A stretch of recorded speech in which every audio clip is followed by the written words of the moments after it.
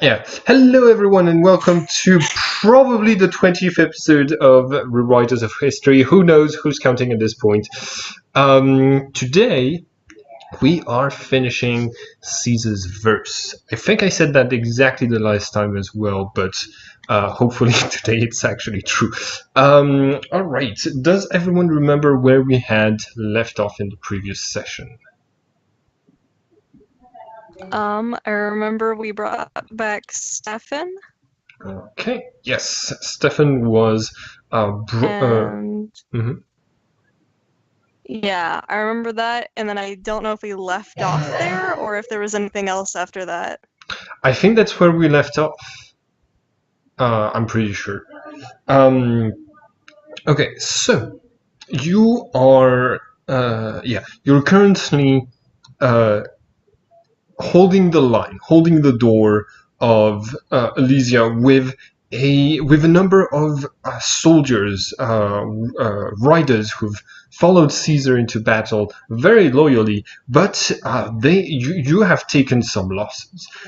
You've killed about twice as many Gauls as you've lost men, but their numbers but they outnumber you by a lot. And in the back, it seems like your army is just taking forever to cross the distance they need to get to you. Uh, um, yeah, and like truly, this is not like what the riders. They're not at their advantage. They're not able to move within the city or just through the gate very easily. There's some of the Gauls have the higher ground and are shooting arrows at you.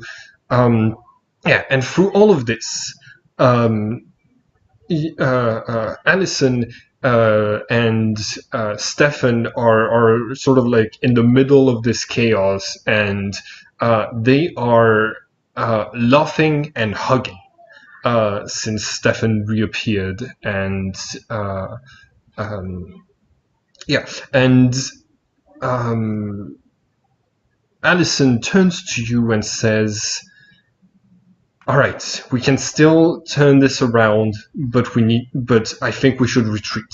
We can't we can't make this verse a verse of light we if we stay and turn this into a bloodbath when there are civilians. I have an idea, but we can't keep fighting here. Agreed. All right. What's your idea? Let's let's retreat away from the battle first, and then we can discuss it. Okay. Uh, I just need you to order your men to damage the door so that it's hard to repair it. That's when we're retreating. Easy peasy. Okay. So you currently you're technically in charge of this army, but so far it's your personal doctor, Caesar's personal doctor, who's been leading those warriors around. And yeah, so I don't know what the chain of command is, what's happening right now. So who gives the orders? Oliver gave them a couple suggestions and then kind of let the actual military people do their stuff. So I would assume still Caesar, because he is ultimately still their military leader. Yeah. And every other leader, I guess, as well. So, do you want to roll leadership to make a cohesive retreat? And if you fail, you're basically you're going to lose you're going to lose those men. Basically, if you fail this retreat check, you're going to lose the cavalry for the rest of the adventure. Okay. So no pressure. My leadership, right? My leadership is still goofed up and at a full 0. Oh. Do you want me to roll strategy? Wait, yeah, for no, that? you had increased your strategy in preparation for this game. Okay, you can roll strategy instead, and let's and basically just make a plan and have the leader of the riders transmit the orders. Okay, go ahead and make the roll. Do you want to take a prime and a penalty? For example, if I already rolled. okay, so yes, you basically you start to retreat, and they're trying to defend you. They're trying to make sure that you make it out alive, that your doctor makes it out alive. Basically, they're covering for your retreat, and you're able to make it out of this battle, but that's because you have regeneration. The ghouls charge after you, they fling arrows at you, and you only have 10 riders with you once you rejoin with the army, and that's when the ghouls simply take their numerical advantage, but they are going to retreat back into Elysia. Behind you, the floor of the hill on top of which Elysia stands has a red carpet ready for you to walk on it, made out of the blood of your men sacrificed in this battle. Wow. Chris, you are how's your you've trained a lot for one-on-one combat and competitions, and now that you're in a war, as this has how is your character reacting to the horror? You've seen some people dying, really grisly deaths, and you've contributed to some of these deaths. I contributed to the death of who? Some of the people who are trying to kill you. Some of the members of the Hermes. One of them died while you were holding him, and he turned into a house. But how did he die? Did I kill him, or did his own men attack him and kill him? I believe Oliver stabbed him. So I didn't kill him. Okay. I mean, you I were think holding if you him go back still. I think if you go back and reanalyze it, you'll discover I didn't actually kill anybody. You're always disarming people and Yes. holding them, and all right. So you so it's going to be easy to rewrite any verse that you might have and to try to do them murder free if your verses ever get rewritten. Yes, and I'd also, if you remember, gotten a 27 on that leadership test to order Caesar's men to retreat, and even Vercingetorix's men to retreat as well. Ooh. To get the fight to break up, remember? It's the last roll that we made there. Yeah. Before. Okay, gotcha. Yeah.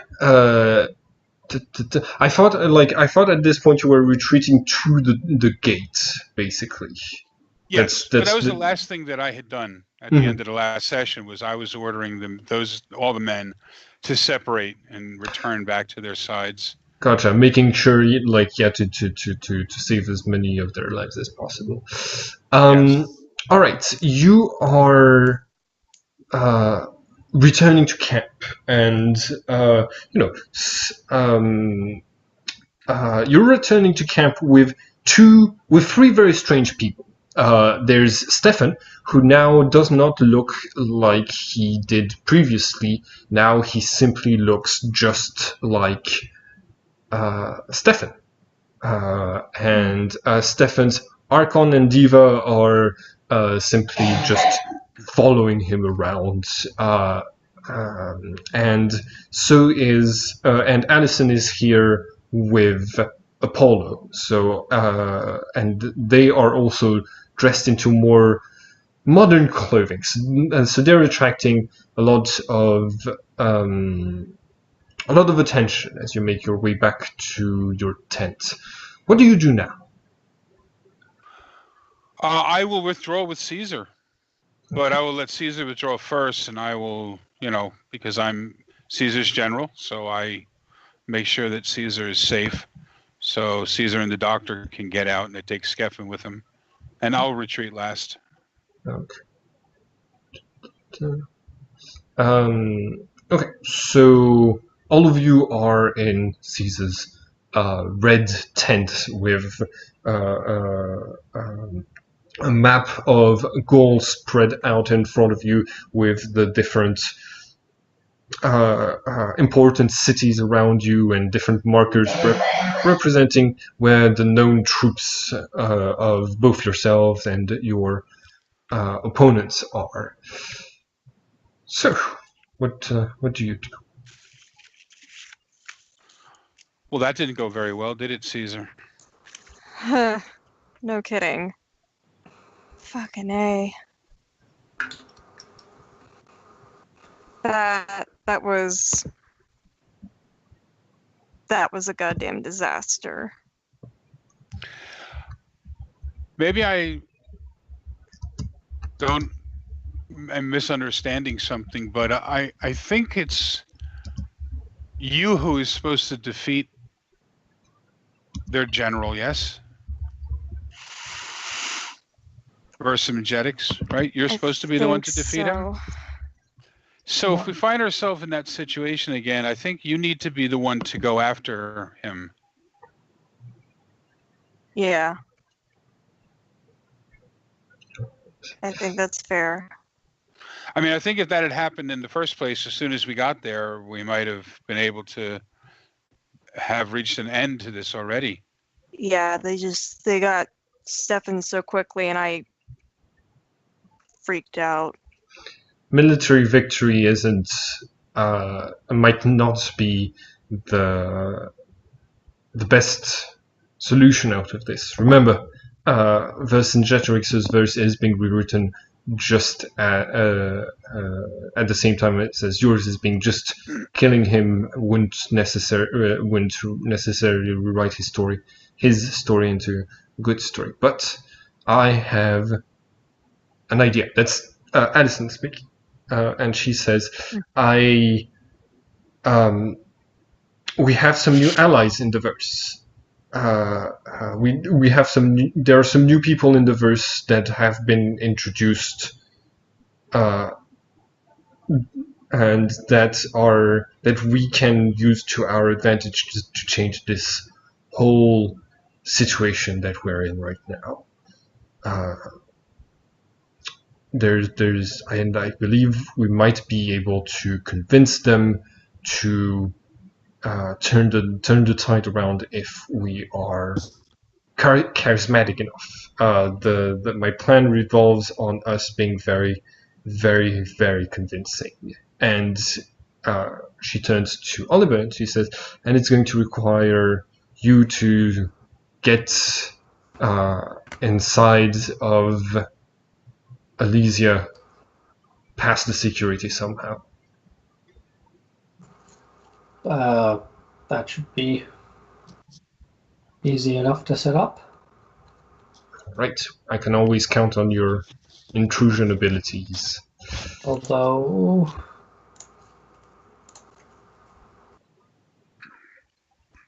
I don't know.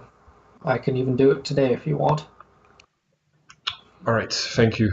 And Apollo's saying, who are you suggesting that we turn to our side? I really hope you don't mean my brothers. And Addison says, yes, that's exactly who I mean. The 3 memory palaces that just appeared inside of Elysia on top of Stephan's are memory palaces just like mine, which means that the people who who are in there have their Archon and Diva materialized and physical and free to act upon this verse. And maybe if we find a way to just talk with just the Divas, we could get them to agree to our cause and even potentially take over the bodies of those who attacked us. If they kill their human, they can take over their body into the physical world.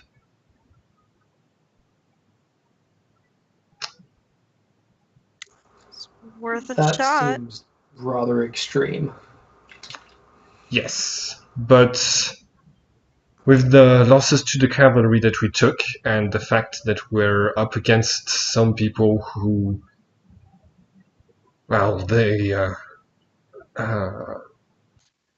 were a little bit more prepared for they have the advantage in this verse, the military advantage. I think that's our best bet. And Apollo is saying, my brothers are might not be the easiest people to convince. I think I recognized some of them as we were passing by when I looked inside of the different memory palaces. And the three people that you killed were attached, I believe, to Iridiel, Distiel, and Pharael. And Iridiel is very loyal. Distiel is extremely competitive and warlike, and hates it when he's attached to a human who's weaker than him. And Pharael is deeply dedicated to getting the light to win. I don't know all of my brethren very well, but I know that we might only be able to convince Pharael if that. And we need to get inside of the enemy territory on top of this. I don't recommend this plan.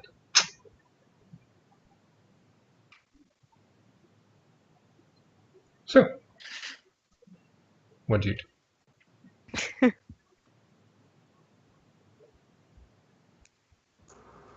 Oh God, I this mean- is a complex situation.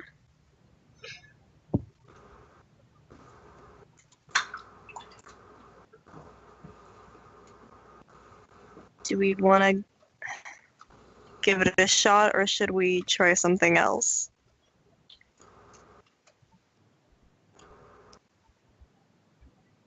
I have a feeling I could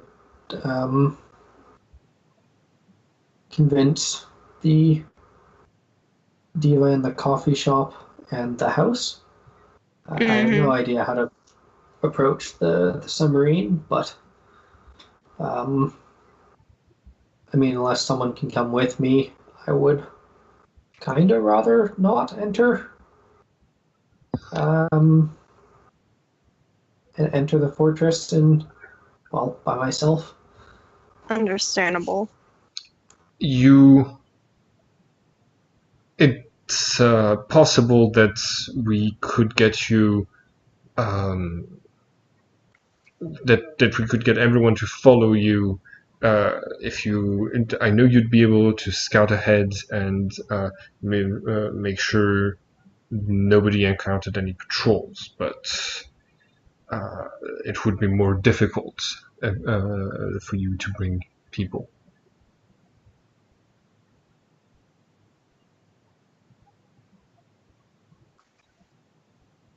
Basically, you can make the intrusion check, but you have a minus. But you're going to have a penalty for every person that comes with you. How much do you have in intrusion? Just 12. Oh, okay. Just 12? Just 12. So yeah, it's going to be a -3 for every person that comes with you. Yeah, so that would make it. Yeah.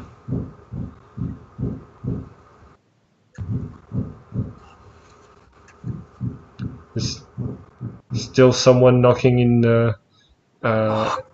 your house, Chris? No, it's me. Oh, it's you. Okay. Oh, by the way, they're still working on the roof. Gotcha. I don't see your camera on Roll20 like I did last week. Yes, I'm eating. Oh, So- okay. I figured Gotcha. you'd probably not want to see that. You're so valid. All right. So, what's So yeah, Oliver is willing to do this plan, but he's pretty hurt, and he doesn't really want to go alone if we do this. I could go with you. Also, I can only disguise me, so anyone else will have to figure out another way not to be recognized by the fortress we just assaulted. Yeah.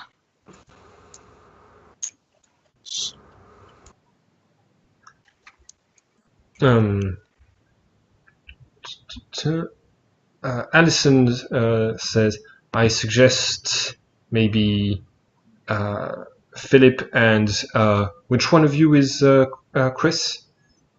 Because like there's multiple of you who are not in your bodies. Oh yeah. I'll point at the That one would be that me. Chris is. Oh, of course you ended up inside of Mark Antony. Yes, the two of you would be best suited to cover to in case the situation becomes dire.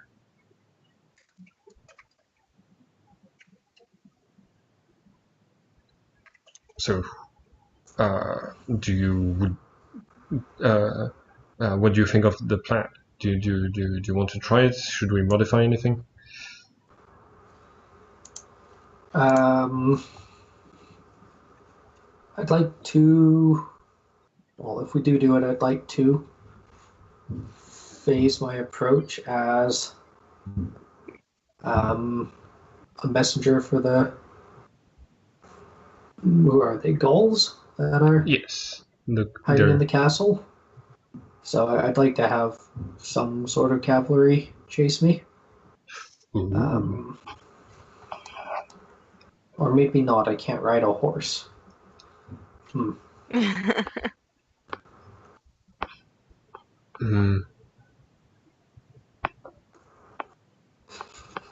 Well, maybe somebody else can drive your horse. I mean, I have that ability.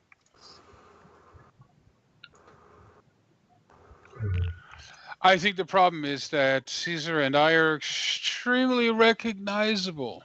Yeah. Mildly And so, I yes. don't have the ability to sneak around undetected. So Yes. I have an idea. A few days into the siege, when historically when Caesar builds a wall of 10 kilometers long wall around Elysia, historically Vercingetorix sends out riders to go and send messages. I don't know if he's going to do the same thing, but if we wait a couple of days, we could maybe wait and if he does do this, we could use that opportunity because it happens at night to have one of the riders be chased back inside. And since it happens at night, it might be easier to disguise the riders being chased back to Elysia. I don't understand why this plan involves getting to those memory palaces in Elysia, and yet you wanted us to leave the very place we were supposed to try to get to accomplish this before you revealed that your plan was for us to do something where we just were. A battle is not a great time to do diplomacy with anyone. It forces rash decisions, and not everyone is able to stay as cool as you in combat. I cannot, for example. But some of us could have remained hidden there while we were already there. The whole plan could not necessarily have been said. Could have. it might have been a good idea because Apollo knows the verse to send a message, but it's only in dreams, and that it would be too risky to sleep within enemy territory.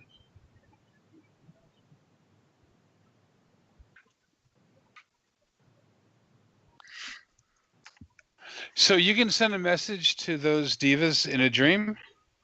I could send it to them. She turns to Apollo and asks, do most divas dream once they are in memory palaces like you do? And Apollo says, I believe some of my brethren do, but it's not necessary.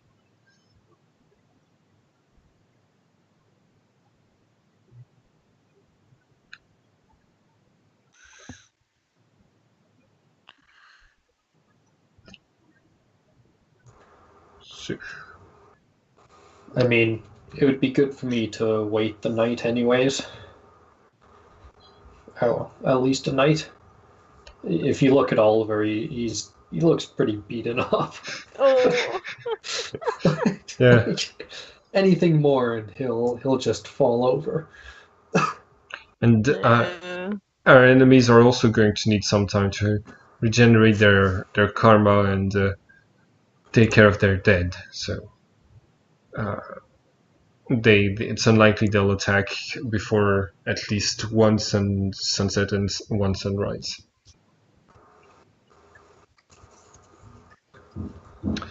At the edge of the tent, you see Stephan, who's looking into the distance, and you can see that part of Elysia is on fire, and the fire seems to be centered only on the university, on his memory palace, and it's being burned down by the ghouls. Are you okay with this, Stephan? He says it's well, Cambridge University still exists in the physical world, and this is only a place to put my memories. Hopefully I can rebuild it. No kidding. So why would they burn your memory palace?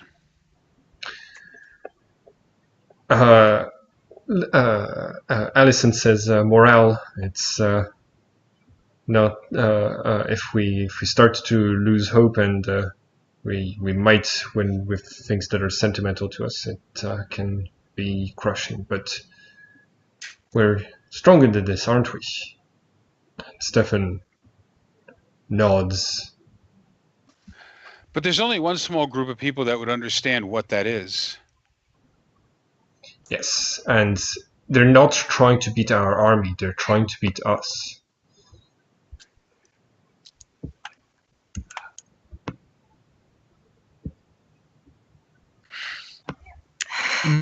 What would happen if we burnt down the memory palaces of the people that we killed in this? Would they lose all their memories in their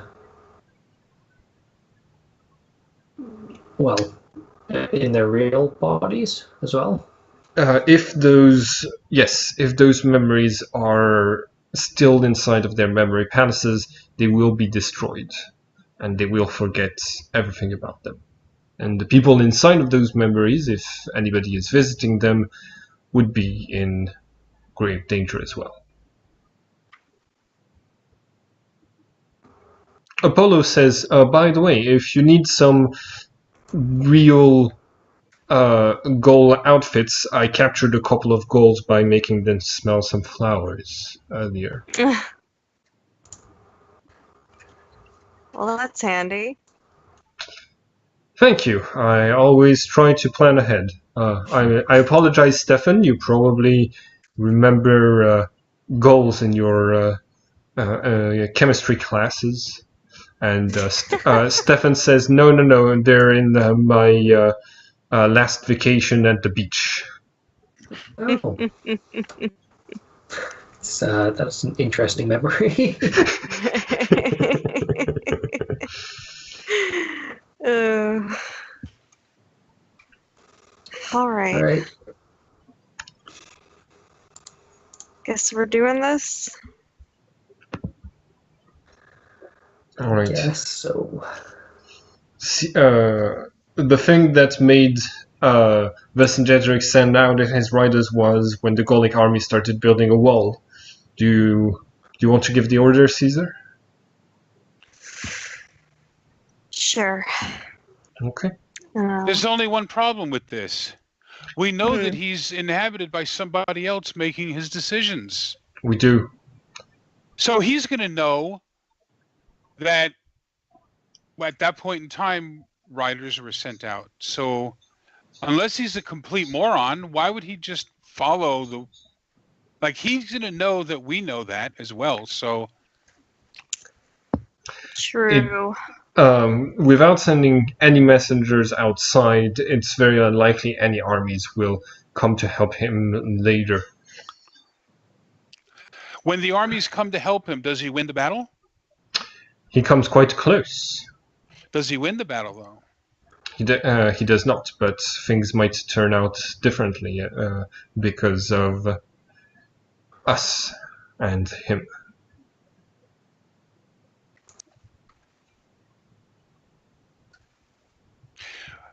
Well, he's going to know that we're going to know that he's going to be sending out riders as a result of the building of the wall. So if we just basically follow the pre-programmed pattern that we both know, both sides of, unlike when it actually happened for real the first time, and neither side knew what the other one was doing or why, or, you know, had to figure things out and didn't know for sure until it was done, but both sides now know ahead of time. So I would think that they're coming up with a different plan. Quite possibly. I would, in fact, think that they would be coming up with a plan to try and infiltrate this camp right now as we speak, trying to listen in, trying to find out what we're up to, seeing if they can figure out a way to poison us, seeing if they can figure out a way to do something to get rid of us. You're right. They could be taking the initiative even more. We must be on our guard.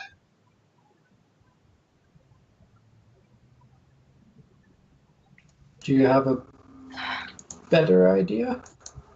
Or please, any idea? Anything that Right? allows me not to sneak into a gull camp? Oh, God. Oliver has this look of, like, please have something else. Yeah.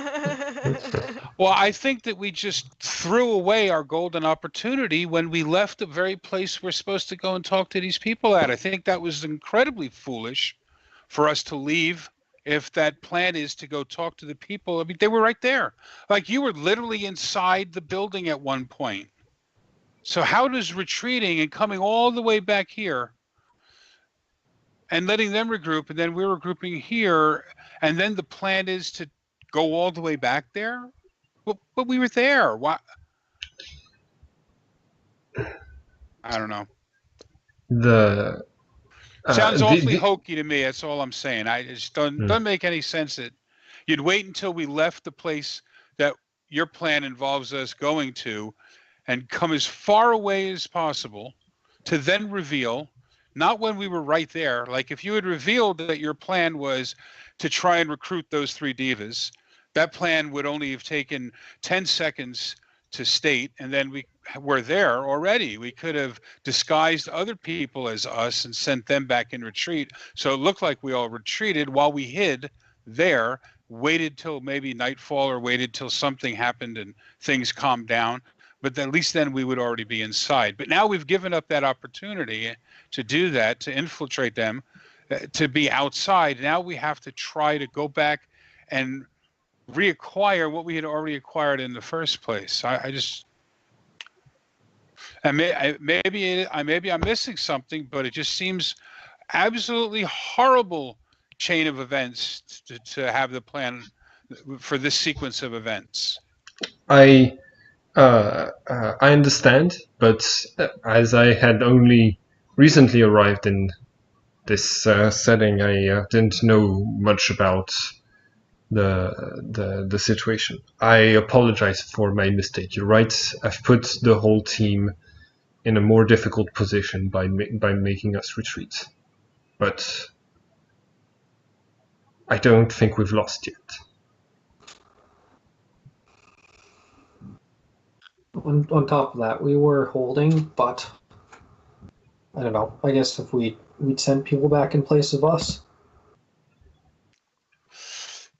Now they mentioned something about knowing where we were and having people there that were getting ready to kill us. Does anybody in that library know that they may know where we are?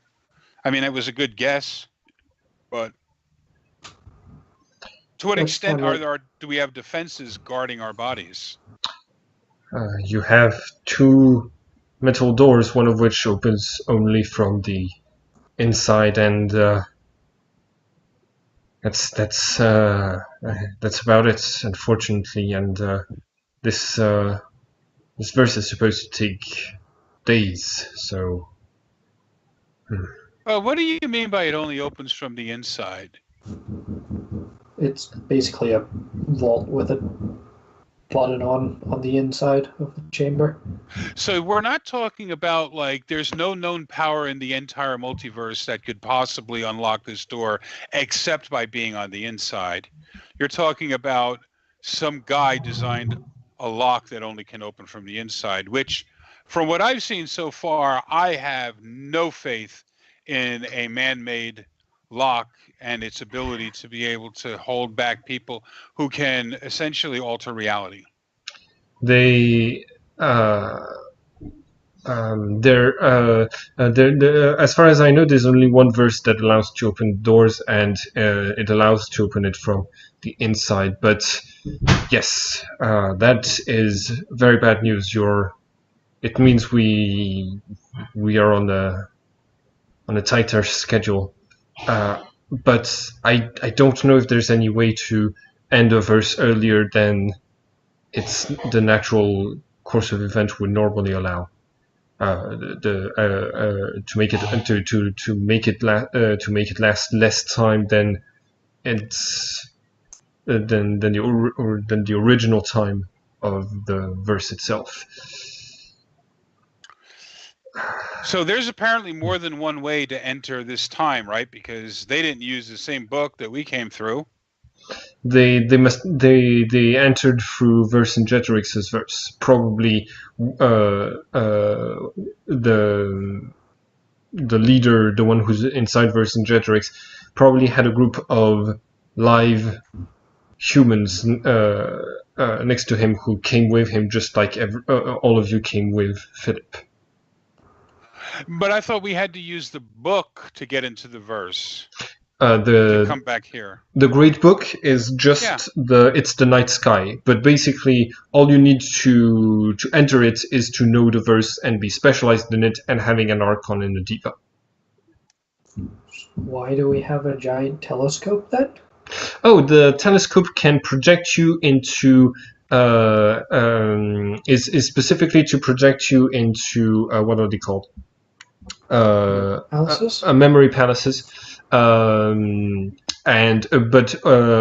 also it's a good cover for why you're never at work, while you're not working on the rest of the observatory while some verses are happening. Basically, that's where basically you're observing the verses technically in that room, but instead you're actually inside of them. All right. It's good to know. So would it be logical then? Are they required to remain for the precise amount of time until the exact same point in time that we are required to remain here? They are. I'm not.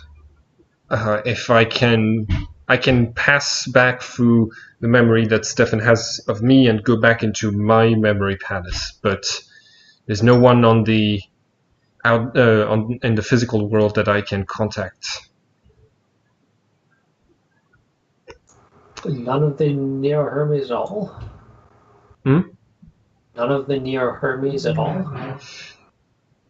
My main contact my main contact was Stephan, and it's thanks to him that I assembled this team, and that's why I don't have a lot of news from the material world. It's I didn't have any other surviving students.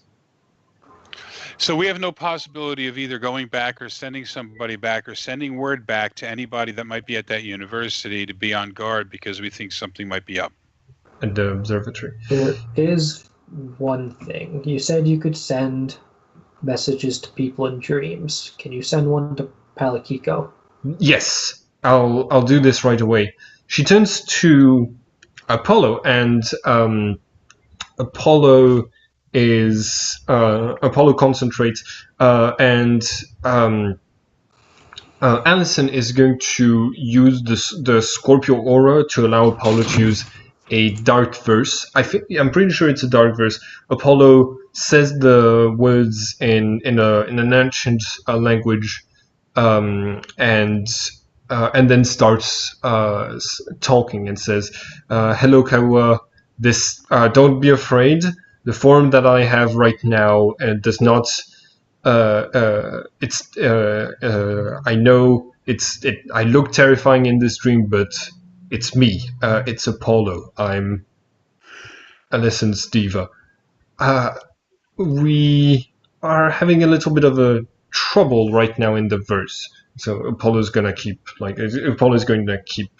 transmitting this message, and that's what they're going to be doing. They're just, it's a one-way communication, so they basically fill in Kawa Palakiko on those events and tell him to get help from either Agatha or Eric or other Neo Hermes that could help you.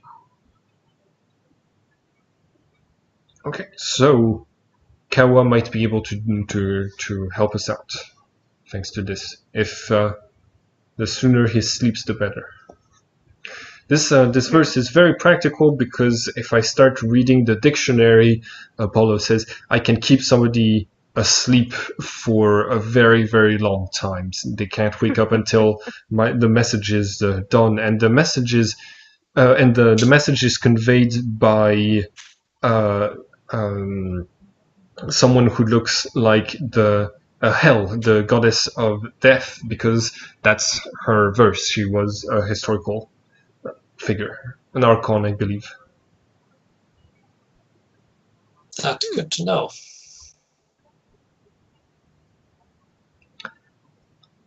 Oh. All right. That is one hell of a verse. Okay. So At least one of us here has the ability to teleport other people. So, for example, the person who can do that perhaps could do the actual intrusion and then teleport the rest of us once they get there. Philip, how much intrusion do you have? It's in 2. Scorpio. Okay. Actually, I could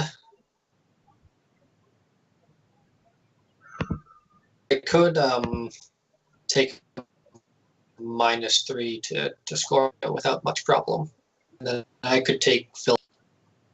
Philip could teleport you in, and that would save it from -6 or more. Thing is, I have to have line of sight on whoever I'm going to be teleporting.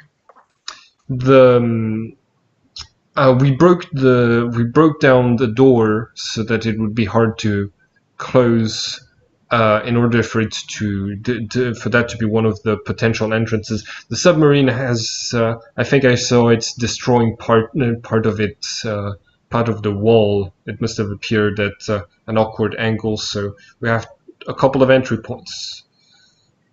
But how far away is it is that wall to Uh, the camp here? I think I established was a 2 miles away. Then that's well within the line of sight on the horizon. So if you just go to the top of the wall, I mean, when you say you have to be able to see them, does that, like, to what extent do you need to be able to see them? As far as I'm aware, let me look at it again. And It's basically if it's at night and somebody had a torch and was the only one of the only torches, like then you can identify this torch. Like if it was like far away from the rest of the torches in the camp, you could just point towards that torch and teleport the person holding it to you.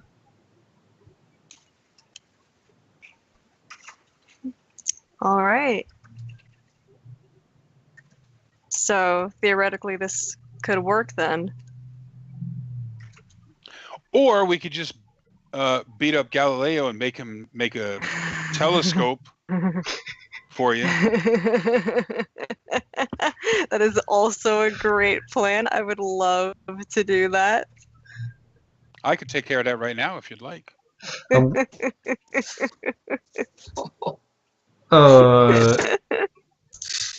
I believe Galileo had been left behind. Oh, I don't think so. I'm pretty sure we took them. Yeah, that's. We can go back and redo that if that's a problem, but there's no way that guy's staying behind. All right. Then for easy transport, I believe he would have been placed inside of one of Stephan's memories. That would make very easy transport, although he was unconscious at the time. All he has to do is to smell it. Okay. Yeah, I'm going to give you a prisoner. It's the least I can do after putting you in such a difficult position. So, how do we get someone out of a memory? We can. Stephan can go in there and grab them, or we can wait until the end of the time, the memory to run its course. As long as there's someone in there, time passes, but it passes faster in there than it does out here. Wait, faster or slower? The person inside has more time to train, so yeah, it Time passes. would proceed slower inside. Yeah, that's more accurate. Which is the way we want it. Because Wait. then it would be no. Wait, no, it used to be the opposite. I think. God damn it, that's an inconsistency I'll have to take care of. My bad. Because the first memory you went into was the tracking the beheader, and you spent a couple of days there, but it was a couple of hours in real time. Yeah. My bad. They would have to do that. Time within there would have to proceed faster. Yeah. But when you come back out, you're not as you haven't spent as much time in the real world as you have in the palace. That way, if you could train for a week, come out, but it's only a day. Oh, yeah. Makes sense. Yeah. Okay, so We can just. I think that's right. I think that's right. Yeah. Okay, cool. Sorry, it's weird to keep track of this, and like at the same time, like in this game, there's also like pocket dimensions that have time that happens very, very weirdly in them. One of them is is connected to the Bermuda Triangle, and you can just I think 1 minute in there is a year on the outside, or something like this. Cool. Let's not go there. All right. So what? So Alison asks. So Oliver, do you think you could get inside without the opportunity of the riders that might not even happen. Oh, yeah, no problem. All right. Okay. Then we should probably rest. Keep an eye out. Be very careful for whatever the enemy might be trying to do, and then attack in a couple of days. I have not been out of my memory palace in a really long time. It's weird being in a new setting and there being soldiers all around me. I'm gonna take a break. And she goes to Stephan, who's like still holding some of his flowers, and she's going to go back into the memory that is her own, followed by Apollo. But before she leaves, she says, "Don't hesitate to come visit me if you need anything. I'll be back." And yeah, she's gonna leave. Apollo just courtesies and then also leaves. Okay, so how are we doing this? Oh God. The sun is starting to set, so all of you can regenerate your darkness karma to the maximum of your pool. I didn't spend any. How long does it take to clear wounded lines again?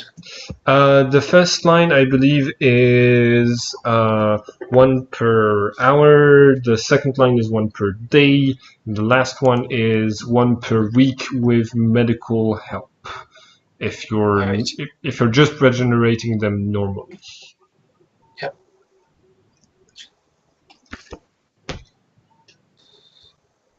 So, Chris, Philip, how are we doing this? I think. Fucking A. Okay, do we want to go with a plan where I go in with you and and I teleport Chris to us once we arrive? Whatever do we want to go with that? I prefer to sneak in as little people as possible, since it would be quite a strain. Exactly. That's why neither Lucius nor Stephan are going to volunteer to come as much as anyways. Mm-hmm. Didn't we leave Lucius behind? Get captured or something? Yes. Lucius was left behind, and his death was not very remarkable because he didn't have a memory palace to explode in the center of Lysia. But since he's no longer among the list of players. Oh boy. All right. Okay. So I think that the best thing is for you two to make your way there as best you can using your skill and get yourself there. Now, okay, so when you make your attempt, if I understand correctly, you can only take a willing recipient of your teleport. Is that right? Yes. Okay, so what if you try to do it and the person doesn't let you take them? What exactly happens at that point in time? Do you still lose that karma? Yes. Does it have any effect on you?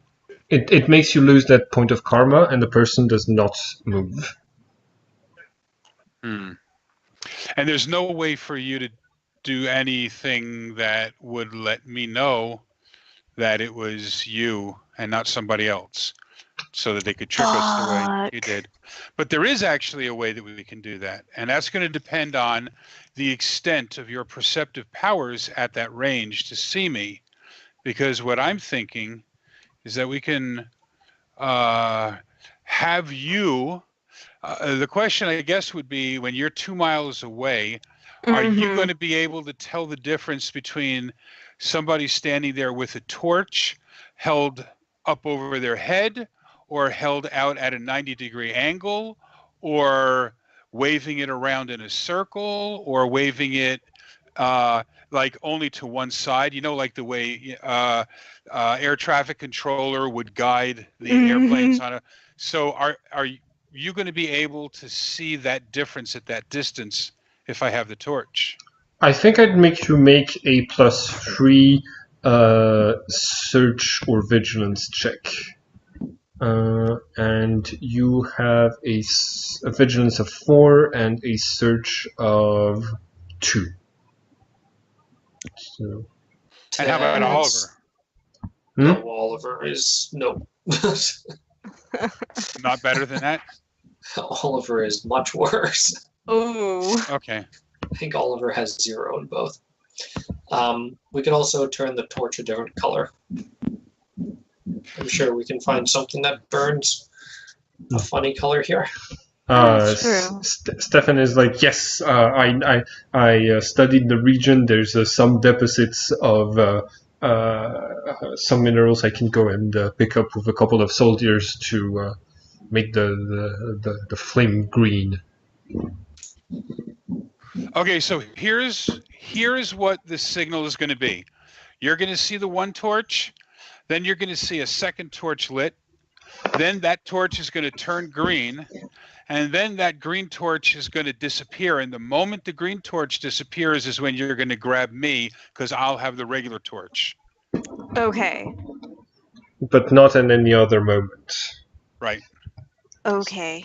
That makes sense. Okay. That is a great plan. I'm giving everyone. This is really, really good. I'm giving everyone 1 experience point for this.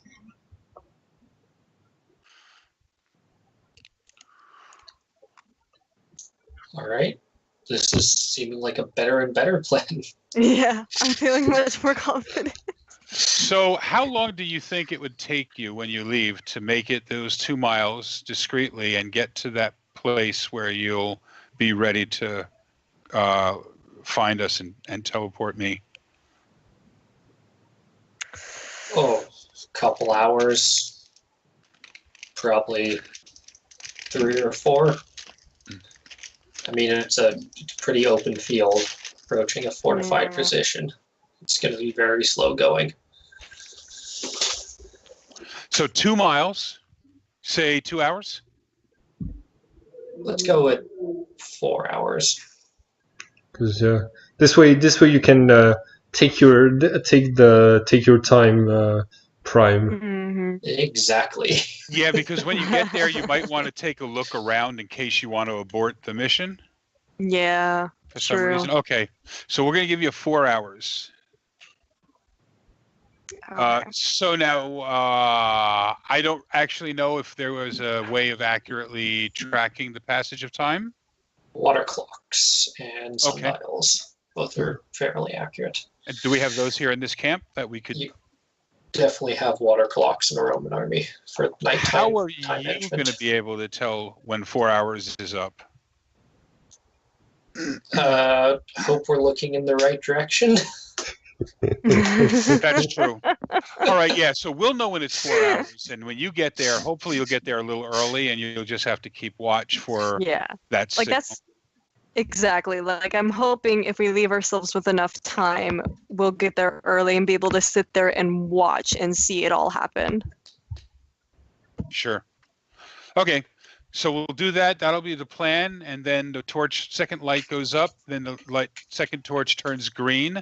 And then the green torch goes out. And that's when you grab.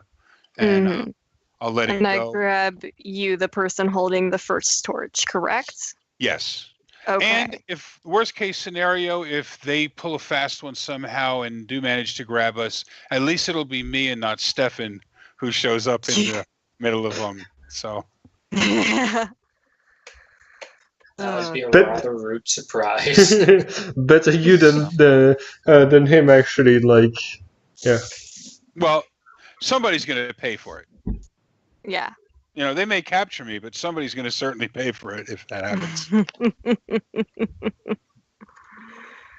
All right.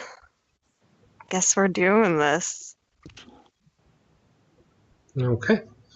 So the rest of the night happens without any movement coming from Elysia, as far as you can tell. The last embers of Stephan's memory palace die down, and you find him. And he is going to be spending a lot of time with his Archon and Diva. After this, just conversing with them a bit more now that they are constantly with him. Yeah, what are your characters going to do? I'm just going to tell Stephan, listen, I don't know what I could possibly do to help you, but if there is anything, just let me know. Well,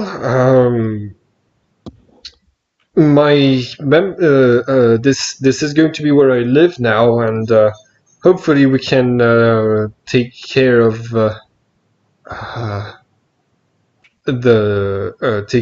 other people who have memory palaces here, so that they, well, because I'm gonna have to coexist with them or try to murder them if they stick around. So I mean, that is another option. Instead of talking to the archons and divas, we could just burn their memory palaces to the ground, like they did yours. yes. Also, people. Now that I've come back in my memory palace, if I die either here or in my memory palace or if I somehow come back to a body in the physical world and I die again, I will not come back. I will disappear. There's no third chance for anybody. Just a second chance for those of us who have completed their works. I hope this gives both all of my students motivation to finish all of their works. Yeah, listen, no more dying, all right? Yeah. You know, finishing your work sounds like more and more and more of a bad idea. Yeah, you How don't. so? I don't know. Just seems there's a couple of drawbacks. So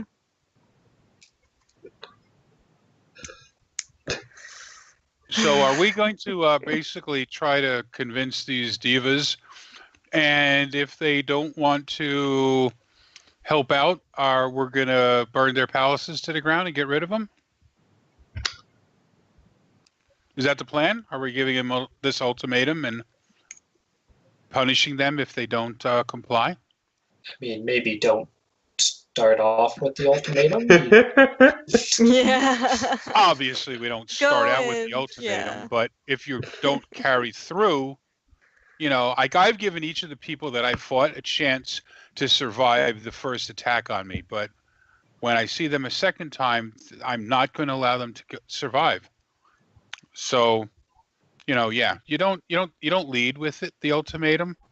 You know, you lead with the illusion of choice, but if they don't make the right choice, that's the time to point out to them, well, we tried to give you an opportunity to make the choice on your own, but you really didn't have a choice. So you'll either help us or we're going to burn your memory palace to the ground and destroy you, and then you won't exist anymore. So that's an interesting philosophy. I'm gonna give it to more of my NPCs. God. Well, your NPCs already have enough of a problem. They don't act with an awareness of their own mortality. Because that's actually a big thing that gets criticized a lot about this game. It's that there's a system that basically calls some characters fanatics. And when you're a fanatic, you're able to roll 2 dice and keep the better one, even if you don't have an Archon and a Diva. But in exchange, you're one of those people who fights to the death. And some players find it my game master had this problem. Some of his players were like, but I don't want to fight them to the death, and they just keep on fighting when they know they're gonna die.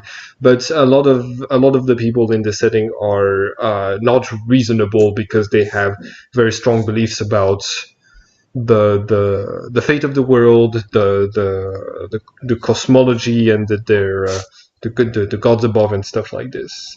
But yes, it's a feature, not a bug. I'm just applying what the books are telling me to do. But there's a difference between willing to do whatever it takes to win, right? So if that's their position, that they will do anything it takes, including die, to win, right?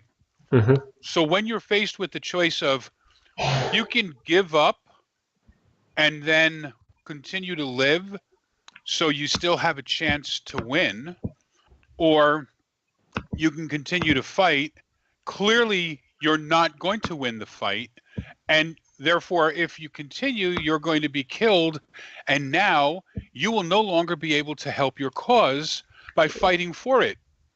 Like, so I understand, like, if it's a 3-on-1, and you're going to go after it because probably one, maybe two of you are going to die, but as long as the three of you somehow, as long as that guy dies, you guys have won.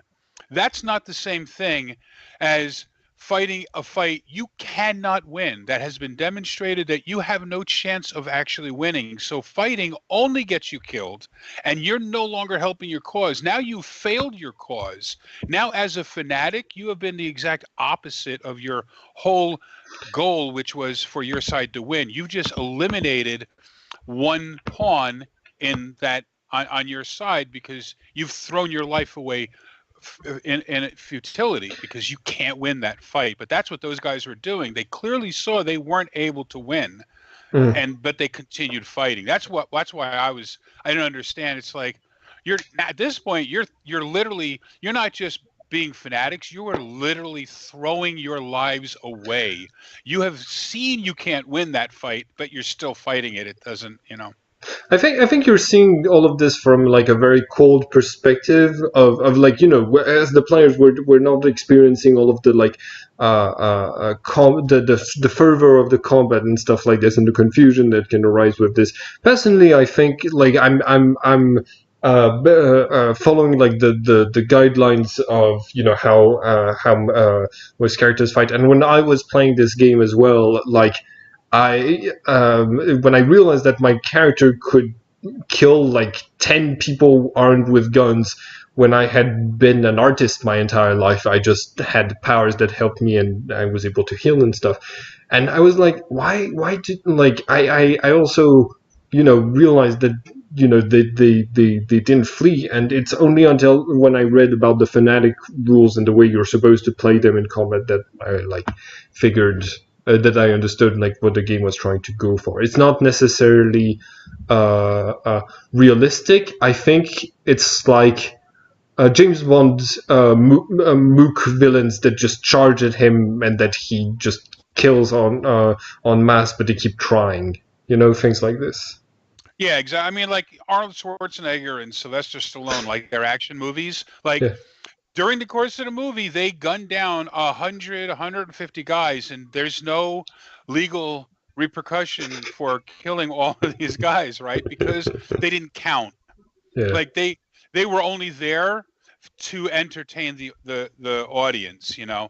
So I guess I'm finally accepting that in this game, every life doesn't have a value. Like there's a lot of life that literally has no value. Like there's these, they don't count. They're just there to be literally to be killed because they're not living. Their existence isn't an existence in which they're making themselves matter. You know what I mean? So they do actually count in terms of experience points. Technically, you're supposed to gain 1 experience point for agent of evil that you murder, and that counts every member of the 8s if you're playing in the normal setting, which is one of the 72 trinities that keep coming back to life, or one of the agents of the archons that are in control of their bodies. So yeah, technically that's their value. Anyways, Why didn't you tell me that in the beginning so I could rack up like 150 to 200 because XP per game? because because I'm trying to do I'm trying to have this game be a bit less about this, but technically I do try to count them towards the experience points of the of this. I'm trying to make this game the focus of this game not just the murder of the bad guys, but also like all of the moral dilemmas between trying to rewrite history and how to do so properly, stuff like this. Yeah. Anyways, I suggest we come back to the plot if that's fine with everyone. Yep. All right.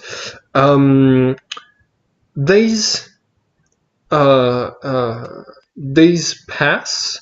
Do you have any particular orders for the army during this time, or are you going to do anything until at least the next night after all of your karma is regenerated? By the way, Theo, are you still here? Sorry, I was muted. Oh, it's okay. It's okay. It's just like your camera turned dark, so that's why I didn't know if you were. Yeah, sorry, my internet dropped for a second. Is it still dark? Yes. Okay, let me reconnect. All right. Yeah, I see you again. Yay. Perfect. Awesome. Okay, so now Chris is disconnecting. Yeah. Okay, so yeah, the night comes, and the second night comes, and Oliver, you start moving forward to infiltrate Elysia. You scout ahead, and you go from features in the landscape to get you closer. There are two rivers to the side of Elysia, so the two of you like swim part of the way, and then are going to like make your way between different pieces of shrubbery until you reach the city. Roll for intrusion at -3, and you're taking your time. Yeah, before we leave, we're gonna dress our skulls as well. Okay. You can roll for subterfuge to create convincing disguises. All right, and I'm also going to.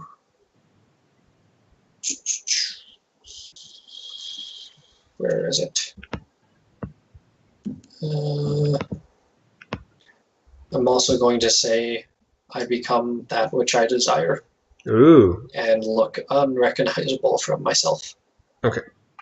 Subterfuge, you said? Yes. You had a day and a half, so you could take your time in creating those. I will. Yeah, that's what I'll do for the first bit for the day. All right. So I think you have like everything down to the most minute details of like realism. Like really, if you wanted to, like, yeah, you have the perfect gold costume for both of you. And we're gonna walk in there and they're gonna be like, those clothes are way too accurate. Oh my god!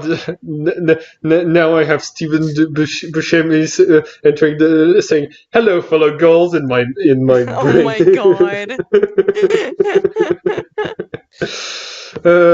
Anyways. All right, now we start sneaking. Okay. I hope you roll about as well. Wow. Okay. No, that's really good. Sorry, that should be 3 less. Okay. Yeah, Still good. Plus 3 and just meant to be 0. Okay. So it's only would that be 19? Yeah. Still a success, right? So you, basically you're going to find the two places, the points of entry being where the submarine damaged the wall and the door are heavily guarded, and you can see that they've started doing repairs during the day. But you still manage to find a flaw in the wall big enough for you to pass through. It takes a bit of climbing, it takes a bit of timing with the patrols, but you are inside, and you are able to put Caesar on top of the wall just enough time to spot the green light and teleport Chris. 3 of you are now inside of enemy lines. You can clearly see the 3 memory palaces where they have appeared. That's the coffee shop, the submarine, and the house. Which do you go to first? Or do you split up, or do you do this together? Probably shouldn't split up. I agree. Splitting the party in any kind of game is not the best way to go. That's what I told my players yesterday, but they wouldn't listen to me. Oh no.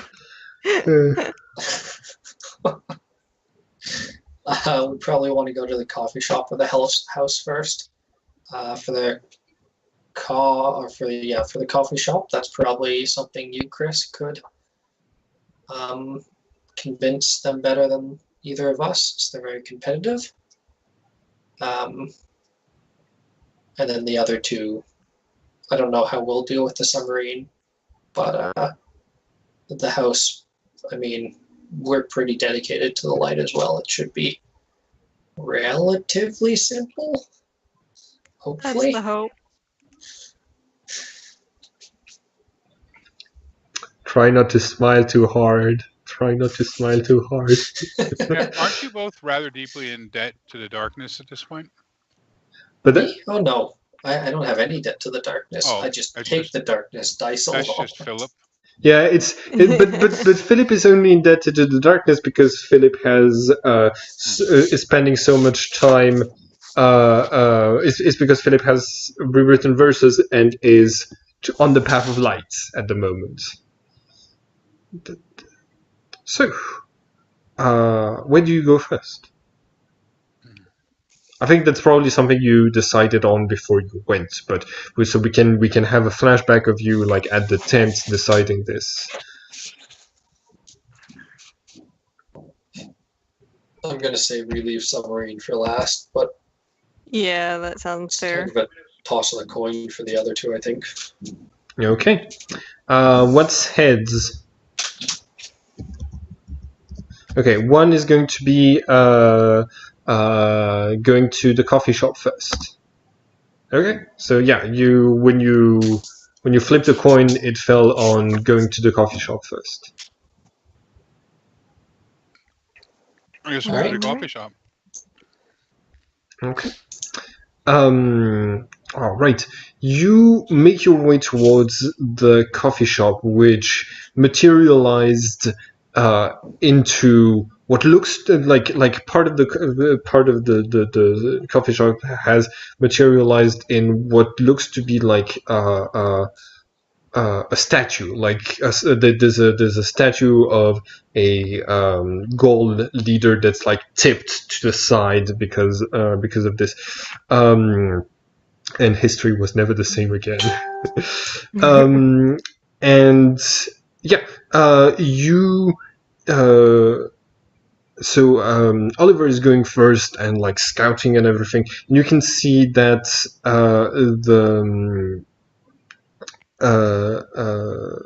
basically the human is leaving and he's heading deeper into Elysia towards the biggest house where historically Vercingetorix stayed. That was his headquarters.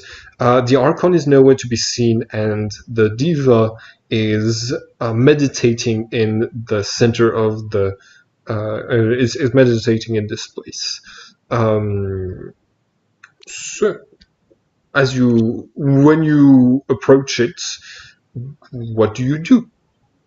He seems to be meditating like in a half circle of chairs and tables, like a half an arena. I'm going to let Chris go first because I kind of chopped up a coffee bag in here, so it might not like me as much as someone else. So, Chris or Philip? Yeah, I'll Feels walk like in. they can deal with a competitive person. Right. Yeah, I'll head in. So the diva gets up and he draws one of the Gaul's axes and says, "Who goes there?" Just a friend looking to have a conversation. I haven't seen you in these parts, friend. But Yes, you have. he takes a moment to look past the perfect disguises, and then he says, "If you attack me, I will survive long enough to sound the alarm and get you all killed. It was unwise of you to come here." I would like to point out that I am unrecognizable right now. Oh yes, but you're with Yes. like disguised Caesar and disguised Mark Antony in the middle of. Yeah, I was not pointing that out for that. I was just pointing that out in general, just for when it comes up, and then I can talk. It's fine. So, I understand. And of course, you're aware of the reverse, which is that if you sound the alarm, you'll be dead before anyone comes to help you, right? So we can agree we're at a stalemate there, right? You have shown some prowess in combat, but I've shown you more prowess than you've ever seen in combat. Let's not mince words. So let's have a conversation instead. I am indeed sorry that this became of you and your human. I'm not as saddened as you think. I was imprisoned in my human's mind, and now free to experience this verse every time that it resets and fight any of the warriors that exist within it. Truly, it's close to what some humans believed to be the afterlife. I think it's ironic that I, who didn't believe in it, ended up here. So do you like it the way it is now, or were you looking for something a little different? Well, I can't say the warriors here are very challenging. I know, right? It's disappointing. I think it's because they're so used to operating in a group and fighting as a unit rather than as individuals. And so because of that, their focus is on, the shield protects the man to their left, and they all fight with the shield in the left and the sword or spear in their right, though some may be actually left-handed versus right-handed and have to adapt or get killed, and all that stuff. Are you actually trained in personal combat, one-on-one? It's one of the things that I trained in even before humanity was ever born. He is going to say, give me just 1 second, I need to check the name of this guy's choir.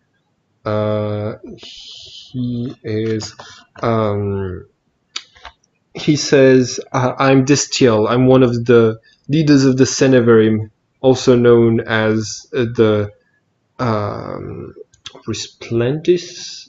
It's hard to translate this word, but we are the best fighters among the divas.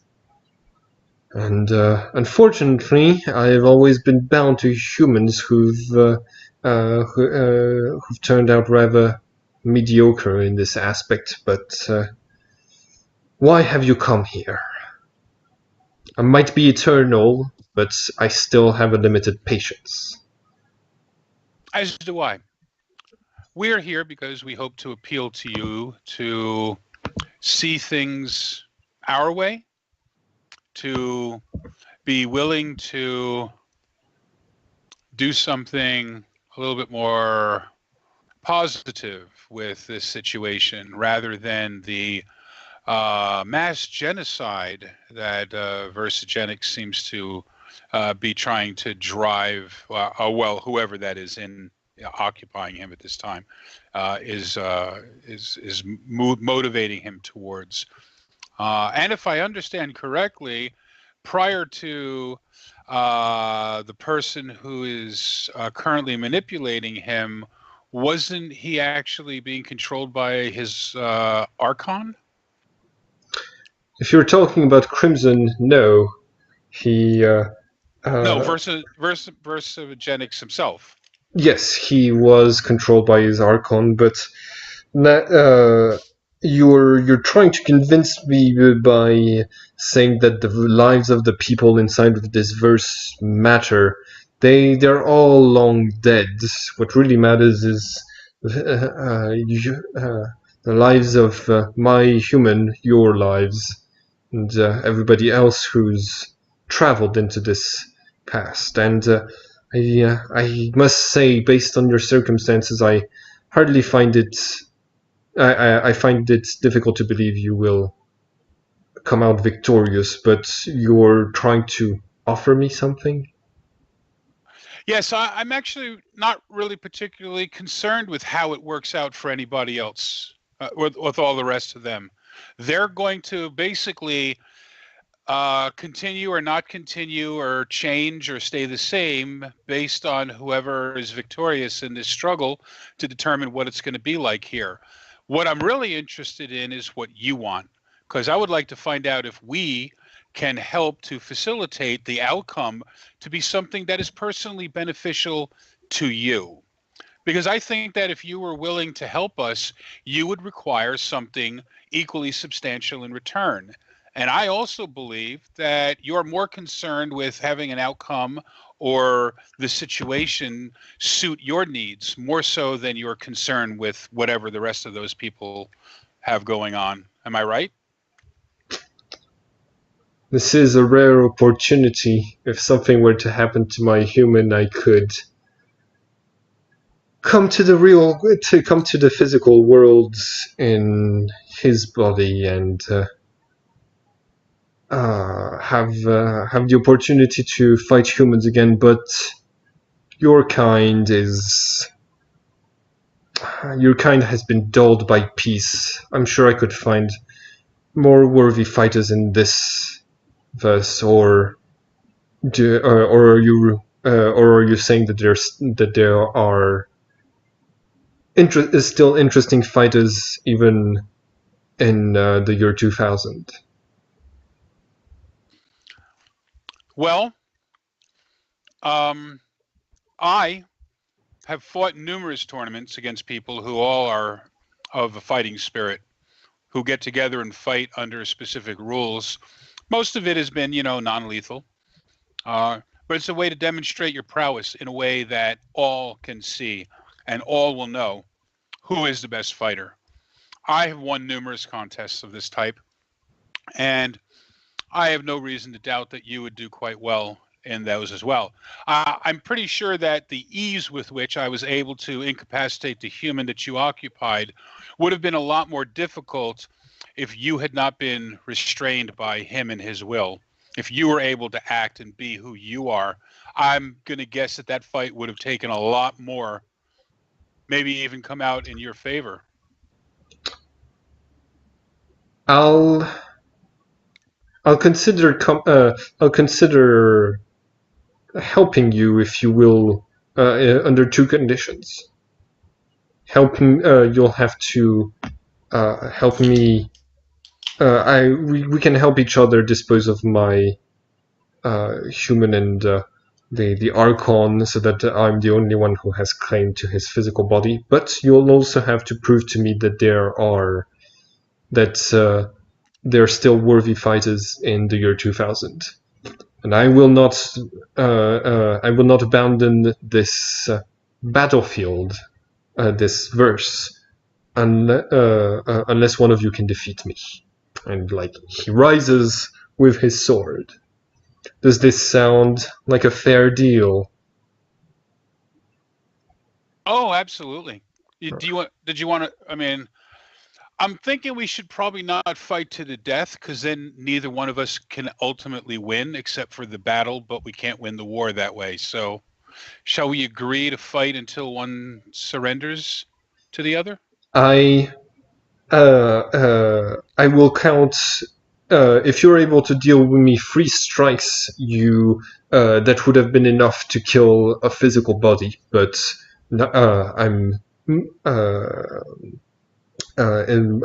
much harder to kill right now, being made out of karma. But if you deal me 3 blows, you shall. It will be as if you had killed me, so I will count it as a victory. I, on the other hand, won't hold back. If you're not able to defeat me, I doubt you have any way of coming out of this verse alive. Fair? Okay, now I got to ask you an out-of-game question. Yes. Because I know how the combat system here works. That's a terrible deal. Because he said that I have to deal 3 blows that would be enough to kill a human. But because I can only ultimately do 1 point of damage, that means that I would have to do 8 points. I would have to hit him 24 times. He's assuming you're gonna fight him with a sword, basically. Basically with this game system you need to deal 3 blows with a sword to kill someone. But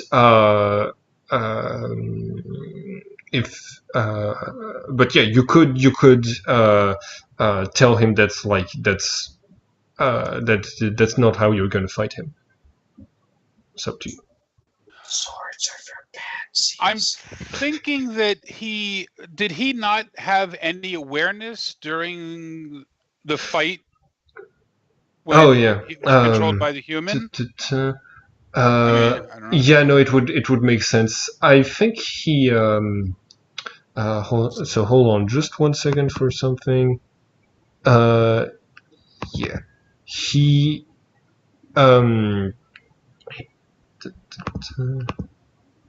Real quick, checking something. Yeah, that's what I thought. Yeah, he says I.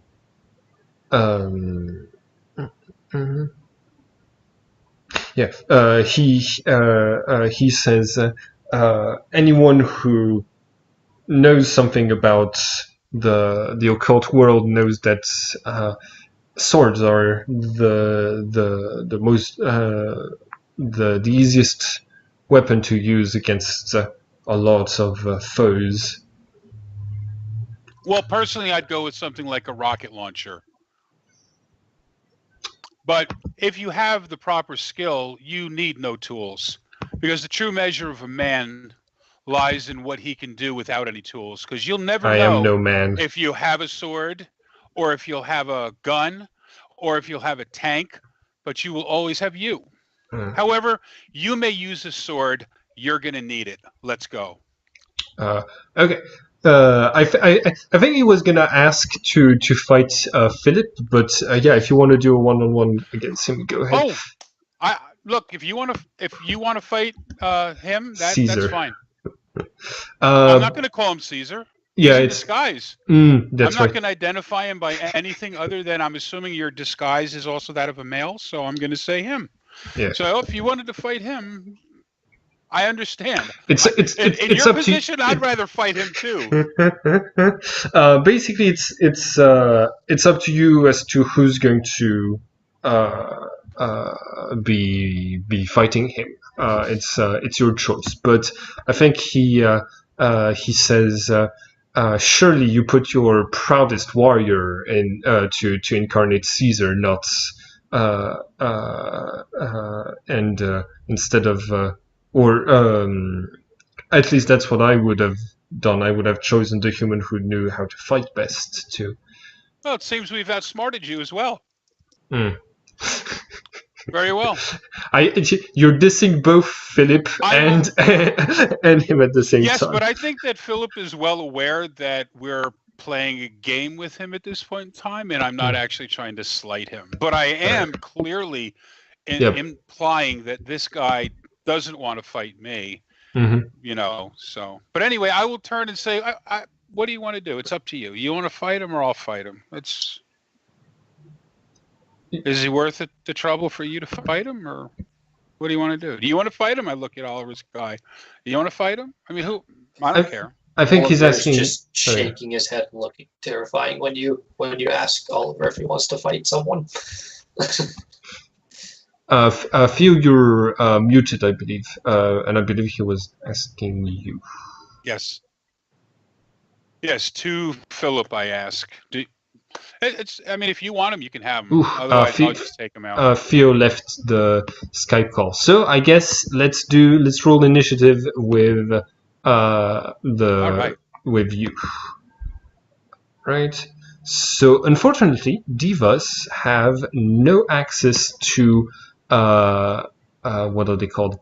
Zodiac signs, because they I don't think they need an access to a zodiac sign. Oh my god! So I'm limited to 12, but this diva trained himself to the maximum in the skills. I think you're a bit stronger than him in at least in combat, but I'm gonna act, I think, twice this turn. Yeah, I'm gonna act first at 12 and then at 6. Okay, so my initiative is going to be 6, and you're going to be acting at 11. So he charges you, and it's going to be a very silent duel. He is not going to be trying to bring any attention to the fight that's happening in the coffee shop. In fact, I think like the light hasn't been turned on the entire time. So I believe I'm gonna do 3 attacks at -6 each. So go ahead and roll defense. Your first defense is made at no penalty, the second defense is made at -3, and the third defense is made at -6. And I can use brawl for this, right? Yes. It represents either that you're pushing the sword to the side or blocking it between your hands. Okay, so you are able to block the first one. The second one, you're at -3. I guess I'm better at rolling initiative. Alright, and the last attack, you're at -6.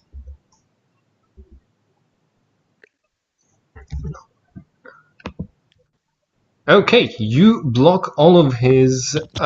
You either block all of his attacks by putting your hands together and stopping his sword, or dodging around. Both of this. Picture this scene as like a martial arts master in one of in a martial arts movie, fighting against like a person who's dressed as a ghoul. Okay, it's your initiative. What do you do? I'm going to grapple him.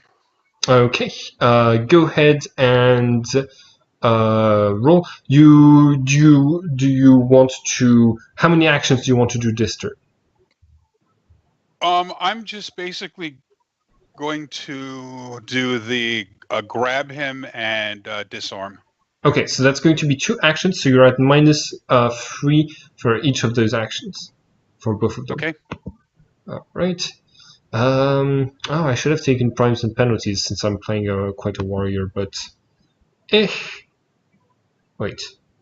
Was that me just now, or no? That was me. Okay. You still pass, And so yeah, you're able to grab him, and let's see about disarming. Oof, you're sadly unable to disarm him. You have him grabbed by the hand. You'll be able to disarm him next turn if you try. But this is still the same turn, and he's going to declare 3 more attacks against you, because it's his second time playing the initiative. But which means you're going to defend at -9, -12, and -15. Well, I'm only at -6 each time. Gee, you might actually get hit. Yeah, for once. So you're at -9 on this defense. I mean, Yeah, I'm just trying to figure out what There are some primes and penalties which could have helped you, but unfortunately you can't. No, I'm not, Oh. not looking at that. I'm looking at like. Oh in yeah, every yeah, game, yeah. In every game I've ever played in, when you have successfully, which I have successfully grappled somebody, they have to get out of the grapple in order to do anything. Like that has to be their first action, is trying to escape the grapple. So technically, like the rules are a bit unclear on this, but technically he can. He's supposed to be like you're both supposed to have access to some of the actions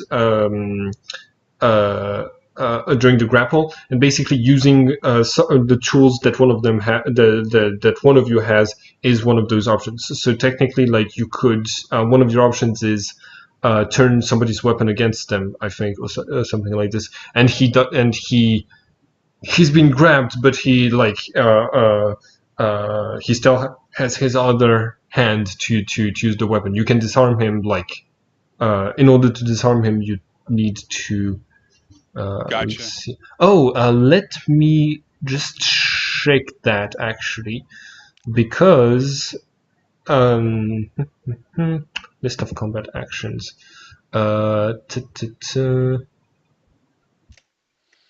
Okay, overpowering an opponent. Okay.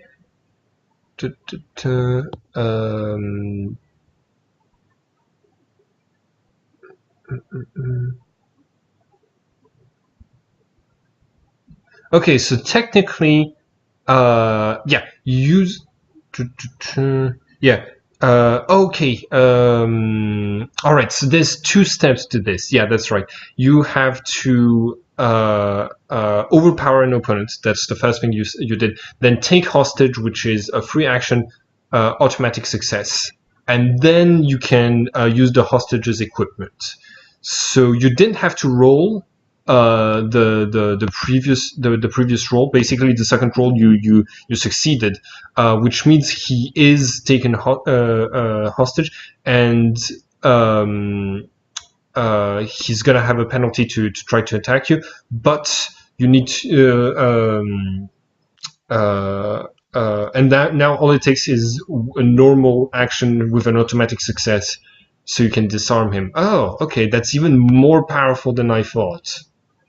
Because you only need to succeed 1 test, Right. and then do 2 actions. Oh, that's pretty good. Okay. But yeah, he's actually going to have a penalty to a -10 penalty to attacking you. Plus, this is his 4th attack, right? So that's. Basically, his because he acts twice this turn, he resets. Okay, I gotcha.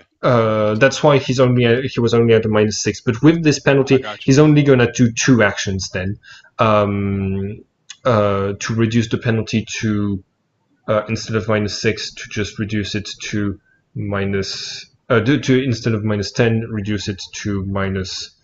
And what is my defense? 7. What's the penalty to my defense against this? Currently, you're at -9, and for the last attack, you're going to be at -12.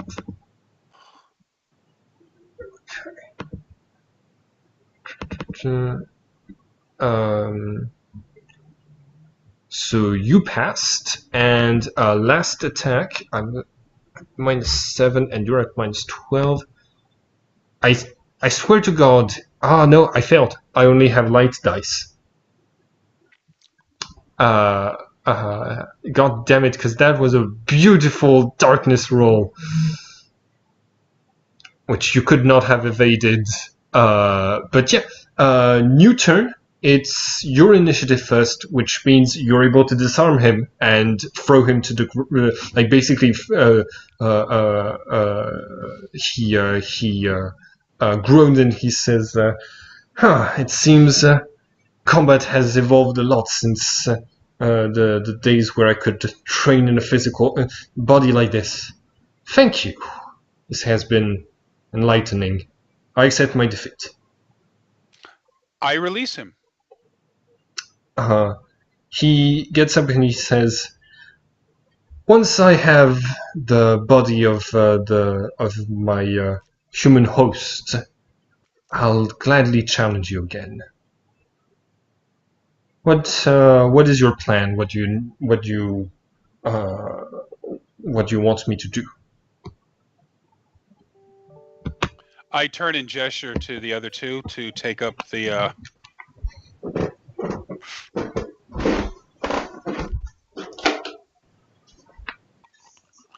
To take up the what now? To have the other two explain this, right? Yes. Okay. What do you want the diva to do for you?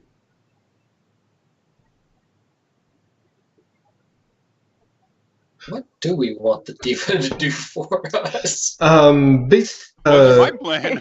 Oh yeah. I think our plan stopped at convince the diva or something. Okay, so you can have them on agents on the inside. They can give you access to the memories of the people. They can help you kill the members of the Hermes who are inside the verse, or their archons, or help you out with rewriting. Basically, your plan is probably trying to get them to do something like assassinate their humans, or like just help you take over Elysia in some way. But you might also just say we're gonna contact you later through this verse that allows us to contact people who sleep and give him instructions then. It's up to you.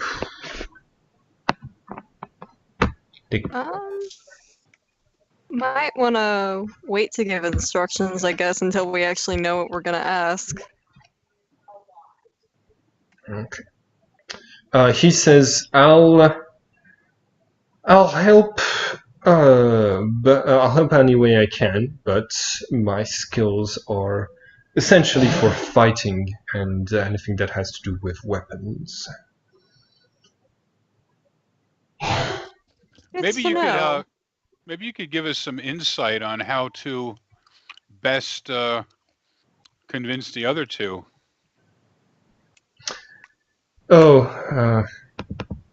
My brothers.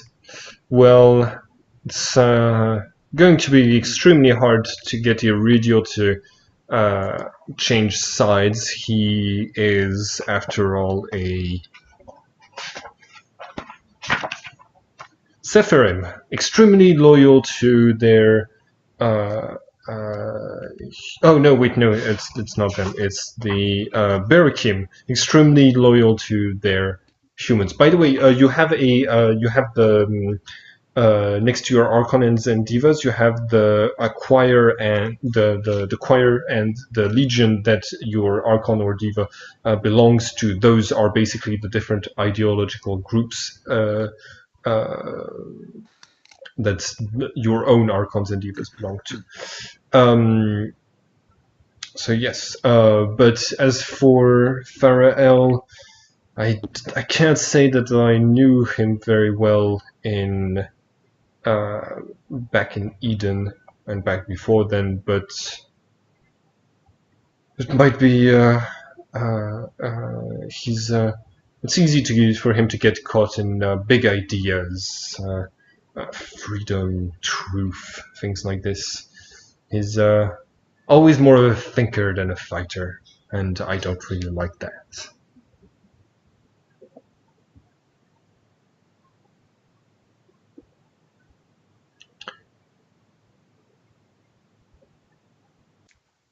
All right.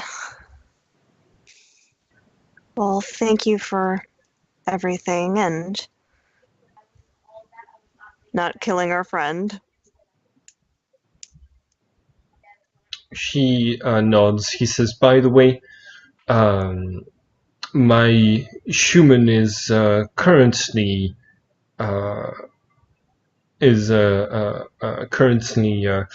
a discussion with his leader. All of them are member of the Ruby table, and he should be coming back within the hour. I suggest you leave by then. The Archon is, I believe, using the fact that he's one of the only people with all his teeth to court some of the Gallic women around here, despite the fact that he is so many times their age." Now, in order to help you gain control, we need to kill the Archon and the human. Correct. After that, there won't be anybody with a claim to the body, and thanks to the humans work in white, I'll be able to take over. So I know that the human's a piece of cake to take out. What about that Archon? Now that he's separated, I mean, you're obviously much more formidable than your human was. Clearly, he was restraining your ability to fight for him. But what can we expect from that Archon? He's a lusty drunk and a fool. He's also quite violent. He's one of those Huhalons, but I've never fought him. Archons and Divas never met before we were attached to our humans. We were found in different places of the cosmos by the gods. So, dropping some sprinklers of lore. What do we need to do to kill him, and then to kill your human in a way that's not going to ruin your use of the body for you to? Is that how it's going to work? Then once the Archon is dead and the human is dead, then you'll reanimate the human and it'll be you using that body? Yes. So, because we don't want to leave you with a useless, body. That doesn't help you at all. So I want to make sure. I mean, if I don't want to break his neck and then it turns out you're stuck with a human with a broken neck or something.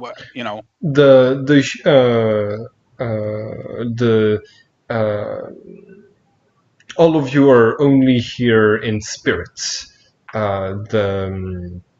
If you die here, none of the wounds that you've taken will reflect on your body. It's just your spirit will fail to return to your original bodies. Right now, you're inside of puppets made out of karma of those who wrote this verse. So you'll actually wake up in his body back in our time. Correct. Oh, I gotcha. Well, I'll tell you what. When that does happen,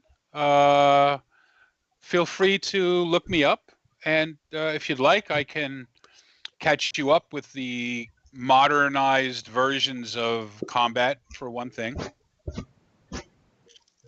I will train before, however I can, so that the next time we meet, I will defeat you.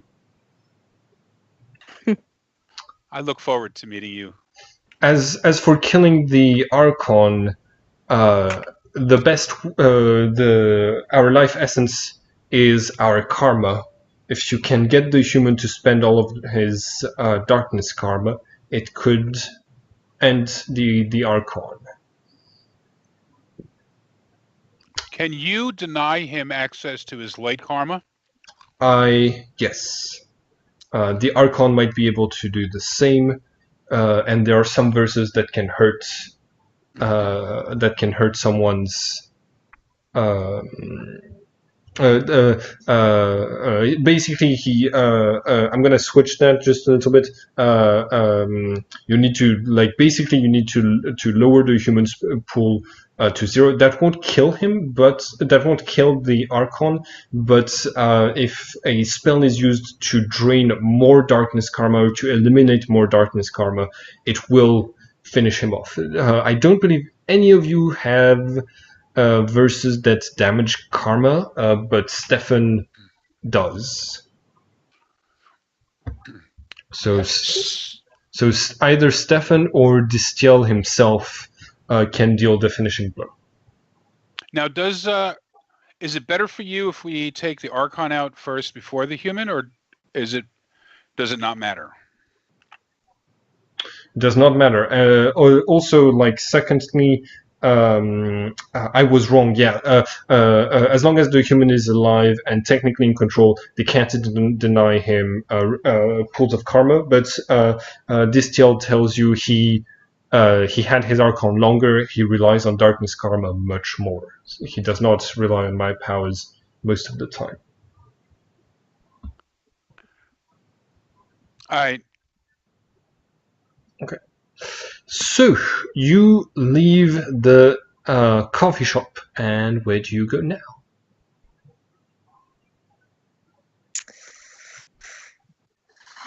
All right.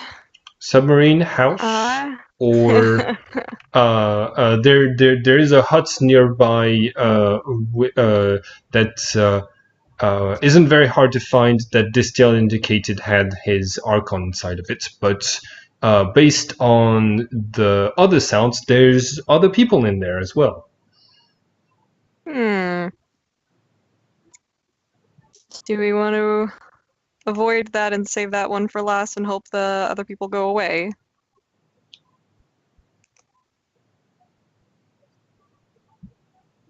I think whatever we should do, we should definitely leave the Diva and the submarine for last. Yeah. I feel like that will be nearly impossible. Whereas our other tasks we have before us are slightly more doable. Fully agreed. All right. So, the house, or the Archon, or Vercingetorix's meeting. Wait, what? Oh yeah, basically Vercingetorix is meeting with the other Hermes, but it's in his big house that's being heavily guarded, so it's not necessarily something that three of you can take on. But I know my players. I know that just because I don't think it's reasonable doesn't mean you won't try.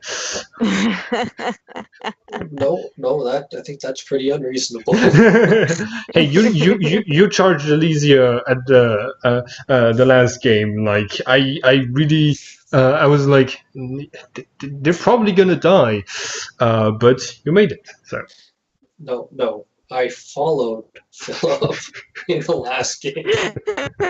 Philip just panicked. Oh my god. And quick question. Cat. yes.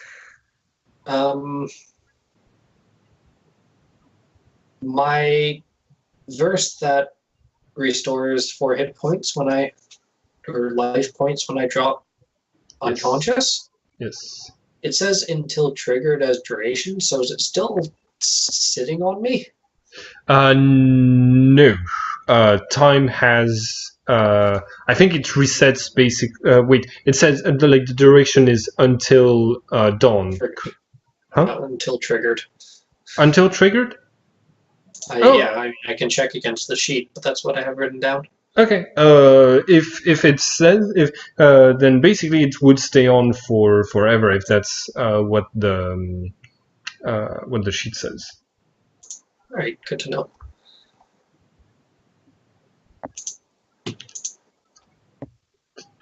By the way, I have a question for Theo. Do you remember the last game you cast Shadow?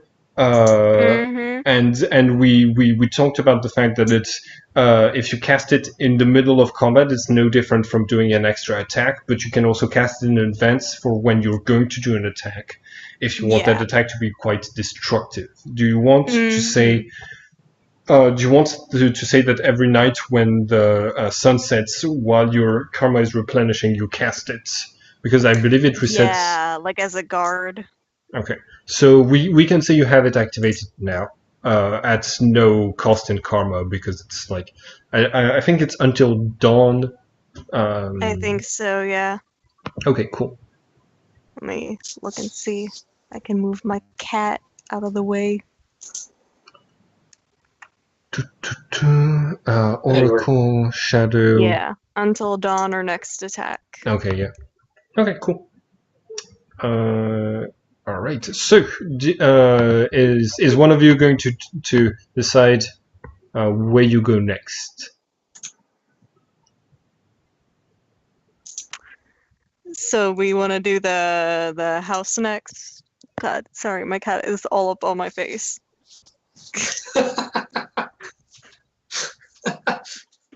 Yeah, the I'm dice say sure- house next. I'm sure that your cat would say that your face is all up against it Yeah, because it's all about the cat, not you. So you're honestly so right. oh, I love Uh, cats and dogs. I know how they are. They're awesome. Yeah. You, The dice say house next. all right. You head to the yeah. You're going to head to the house and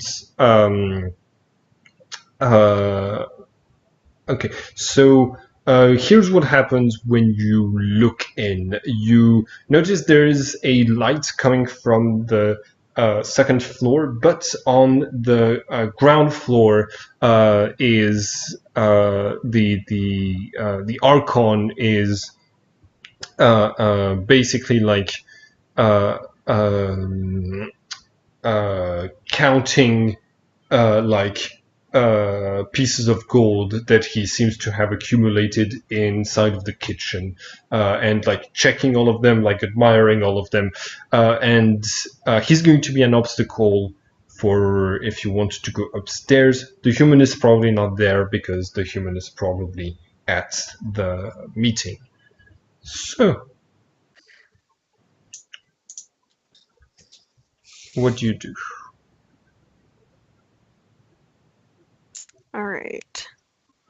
So this is the one dedicated to the lights. That's the Archon. The diva that's Oh, upstairs is duh. dedicated to the lights. Duh. Guessing the Archon is dedicated to green and gold. I mean, if anyone has some gold, we could always just throw gold by the window and make a nice trail of gold coins away from the house for them. See if that works. I mean, like, Caesar was fucking rich. I watched a video and no, I'm serious. Like, at some point he was about to lose like a big election. He wasn't participating in the election, but the leaders in Rome that were being elected were about to like kick him out of power before he could return to Rome, and he paid one to completely change his political alliance. Wow. To serve him instead. Like, he was rich from having conquered Gaul and from like previous conquests and stuff like this. So yeah, you have gold, Philip. All right.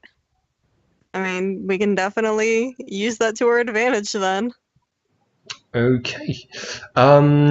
So I think this is going to give you a +3 on an intrusion check. Oliver, do you want to make the intrusion check to push the Archon away? Sure. And Okay. it's just +3? Yeah.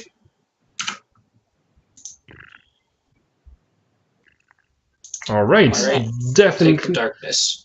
definitely a success. Yes, you managed to attract the Archon's attention and find him like fascinated by wait, is it sisters? What would I don't I think no, sisters might have been the Gauls coins. I don't remember what the Romans coins were called. Anyways, yeah, he's fascinated to find these inside of the Gaul camp. He's going to like run after the trail that you've left for him. You make your way upstairs and find the diva in a room. Basically, he is like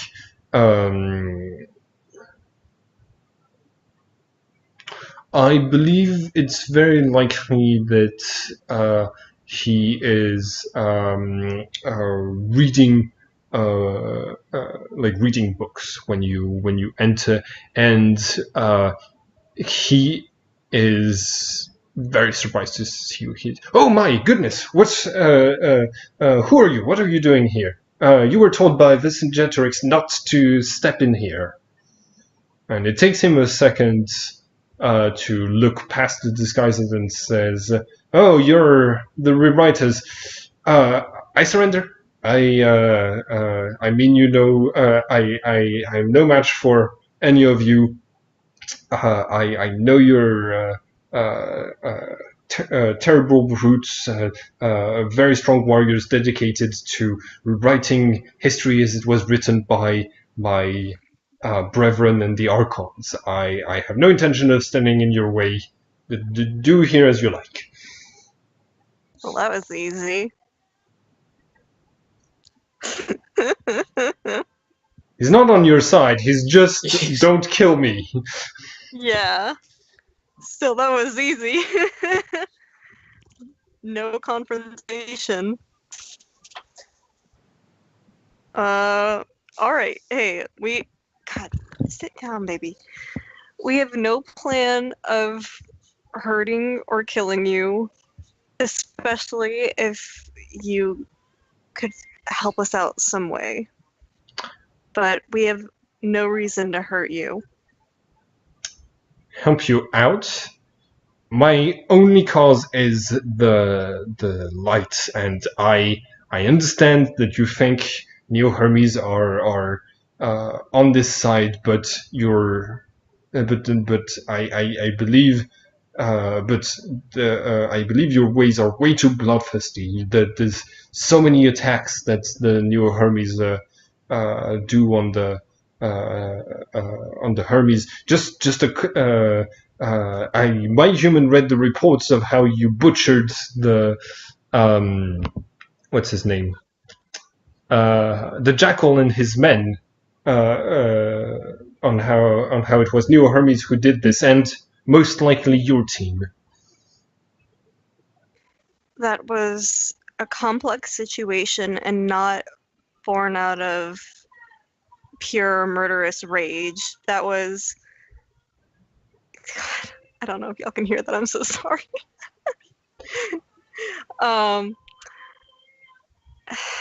It was a complex situation, and we did what we had to do, considering what our options were and what we needed for the safety of everybody we knew. It wasn't something we wanted to do necessarily, but it was what we had to do in the situation with the choices we had made. It was not us taking human life for granted. It was helping protect others. What is it exactly that you've been trying to do then? Nobody's been quite clear on what your the purpose of your group was, apart from infiltrating the Hermes. We are really looking and searching to try and find ways to help convince the gods that we are more of the light than the dark, despite what our great book has shown so far. We are trying to help and save humanity and prove those points that even with the more dire actions taken, that humans aren't inherently bad.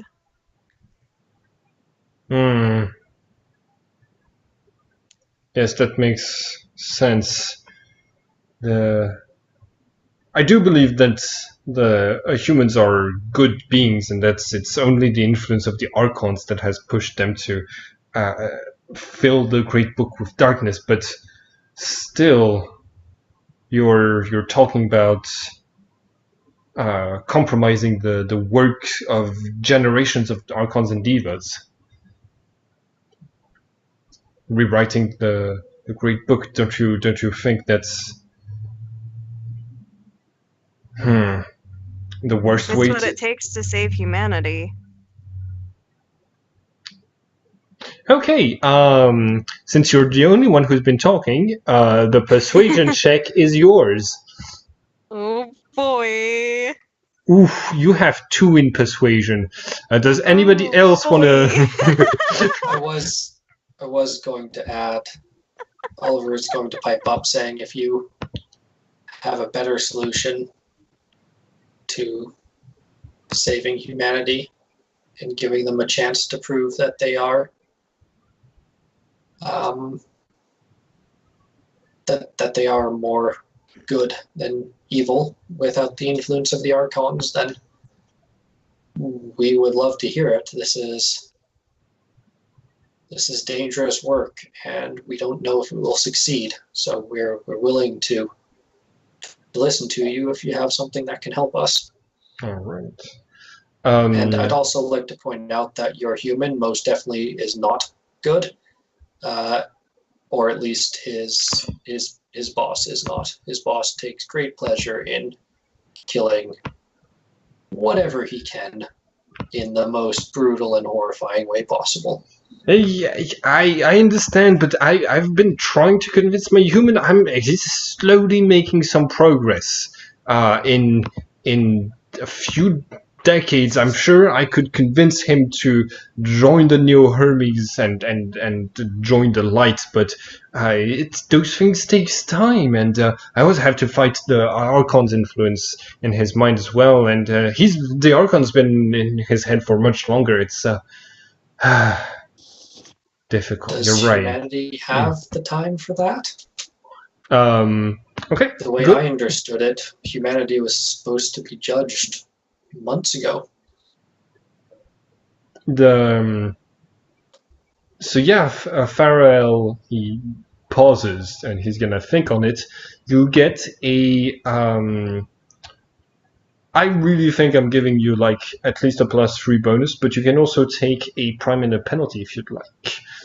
Taking your time is not an option because the Archon is coming back soon. Who is you? I think you have the best persuasion, so probably you, Oliver. All right. I also have a question too. Unless I misunderstood what was said earlier, part of the problem here is that Vercingetorix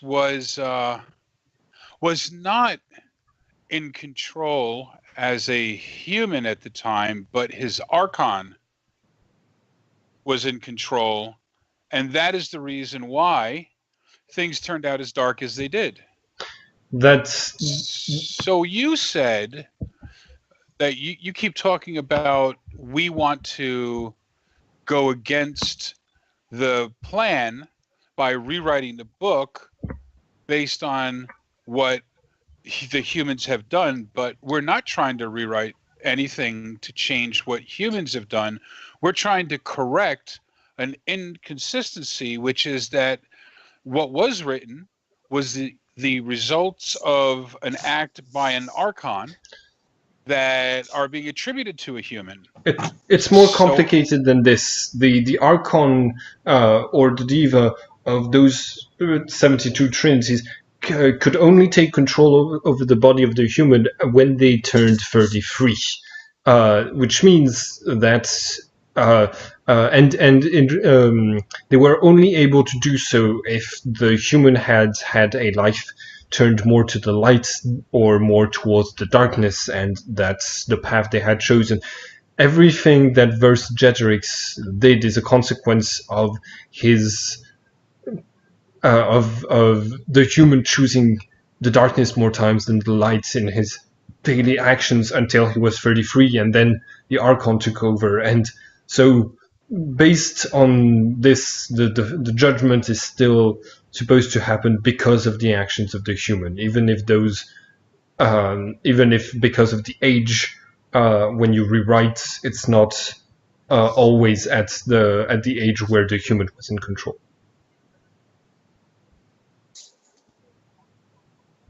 Regardless, my statement was made and it still stands, and it's completely true. That was not the human in control at the time. That was the Archon in control at the time. And so the thing that we're changing is not the actions that the human did. We're changing the course of actions that the Archon did. You're right. There are flaws with the way that the design was made. Very apparent flaws, but it was made by the gods. Surely they know best. Surely it couldn't have been made by the gods and be flawed, because that would imply the gods are flawed. Is that what you're trying to imply? Well, some of them are not good people, so... But isn't that based on your interpretation of what's good or bad? I mean, who are you, non-divine, to judge what the divine? You're trying to use your own... I was literally hired by Virgo and Sagittarius to be a judge of my humans, to be a judge of humans. Literally, okay. This is my job. Okay. But yes, they are flawed. I can judge even the gods as flawed, and their way of judging, their way of setting up the process as flawed. But that doesn't mean I can go against them. But that is some very good roleplay, so I'm giving Oliver another +3 for a total of +6 on... wait, no, actually, hold on, give me 1 second. You had... yeah, go ahead and make the... I'm just giving you a +2 for this one. So you have like a +5 in total for your persuasion check. So that's plus. Also taking efficiency and risk. Okay. He will sound the alarm if you fail. Yes. But I have a +16, so that should be pretty hard. Okay. Alright, you didn't roll a double one, so he is convinced, but he says, so... Why are you talking to me about this? What am I going to do? I don't know. We're hoping you can help in some way. It was suggested you take over your human's body, but I don't really want that to happen unless it's no other option. Oh. It seems unfair and somewhat against what at least I'm fighting for. Technically, not exactly. You know that if the light wins in the end, the people who have divas will have their bodies overtaken by divas anyways. That was that was a plot point that was mentioned a couple of sessions ago. But all Chris was pretty mad. Values independence somewhat. So it's not something he wants to happen until there's nothing left to do, I guess. So Farael says, this is all going to be difficult. My my human, they're making plans as we speak to take control of this verse and murder you and gain access to your memory palaces to learn about all of your allies. It's it's the reason that they came to fight you inside of the verse, so that your memory palaces would be accessible to anyone who accessed the verse from here on once you were murdered here. Didn't turn out exactly the way that they planned, but So you're aware that their plan was to come here and murder us so that they could gain access to our memory palace and find out who our allies were, so presumably they could go out and murder all of them as well. Why are you having any dilemma in deciding which side you should be on in this case? How can you possibly be a diva and be okay with this?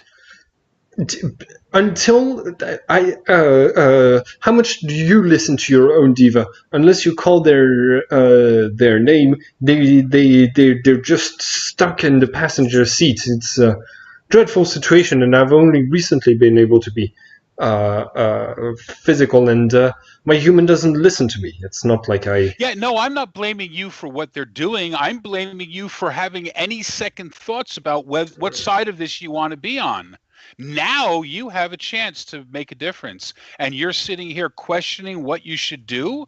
You know for a fact they've come here to murder, and we've come here just to write something and change it from being bad to being good. And by your own admission, you acknowledge that the gods who set this whole thing up in the first place are flawed, and it's not the best possible system, and we're just trying to fix it. If you have a better solution, I personally, as well as I'm sure my companions, would love to hear your ideas. And if we agree with you that they're sound, we'll incorporate them in our grand scheme of making this world a better place. I just can't believe you actually sat there and questioned whether you should join our side or stick to their side, knowing that they are murderers. I mean, really, how do you justify that? He pauses for a second and says, oh, and by the way, while you're thinking about that, think about this. I just got my Archon and Diva like yesterday, all right?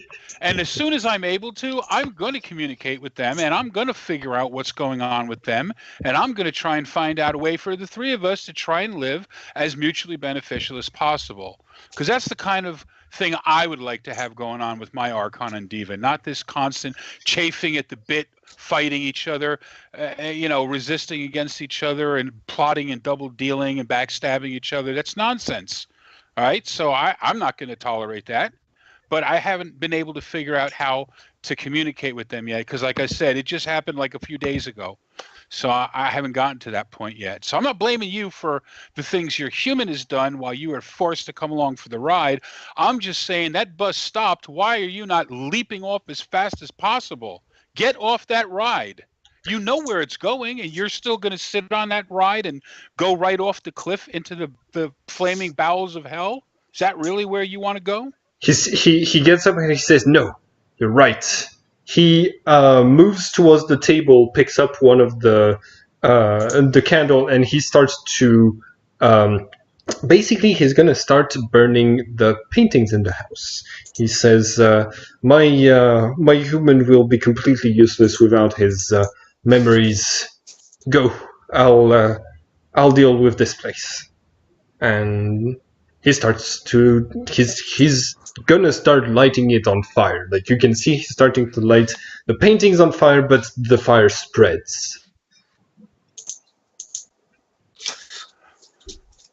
All right, well, Oliver's gonna leave. Yeah. Chris is leaving. We're outie. Okay. My lord, after you. All right. Where do you go next?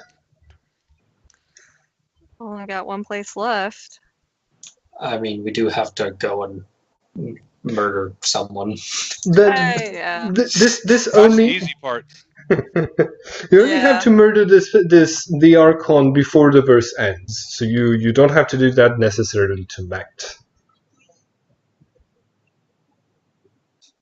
I suppose that's a good point. The submarine, Okay. then? Do we want to try and tackle that? I'll tackle a submarine. Right. Roll for initiative. I'm here just to watch Chris fight an entire submarine. I'll choke it out. You watch.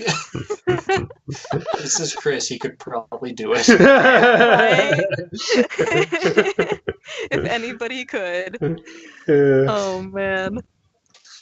All right, I guess we're gonna go to the submarine. Yeah, I'm realizing something now. There's a group of enemy called the Ares. They're like they're the 8 dedicated to combat, and most of them have 18 in their weaponry ability. What Chris has for martial arts, and I'm just like, how are players supposed to deal with this? Because Chris is just plowing through every obstacle that I put in front of you guys.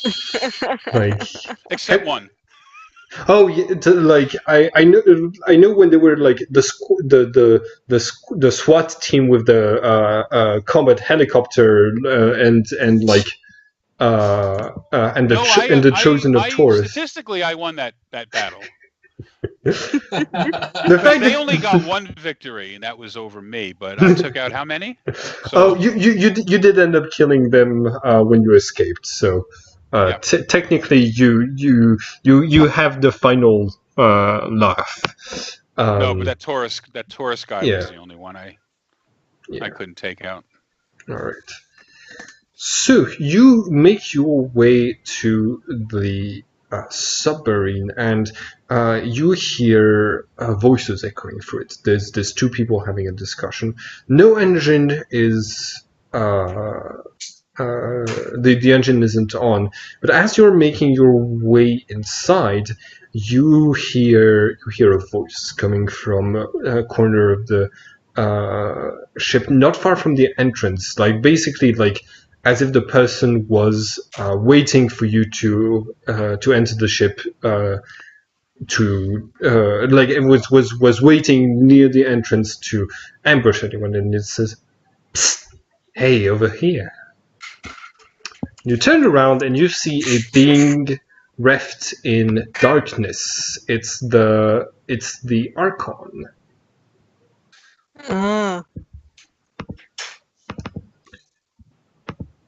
And that's what he looks like.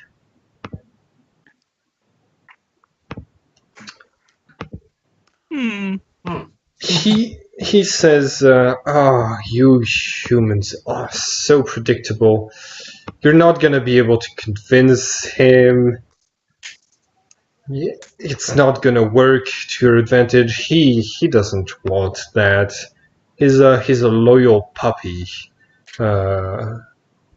At least I assume that's why you're here.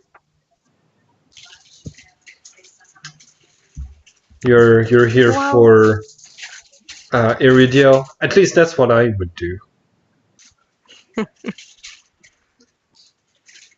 You may be able to catch on to a lot, but I don't think you're fully right in this situation. I think you're just being incredibly pessimistic.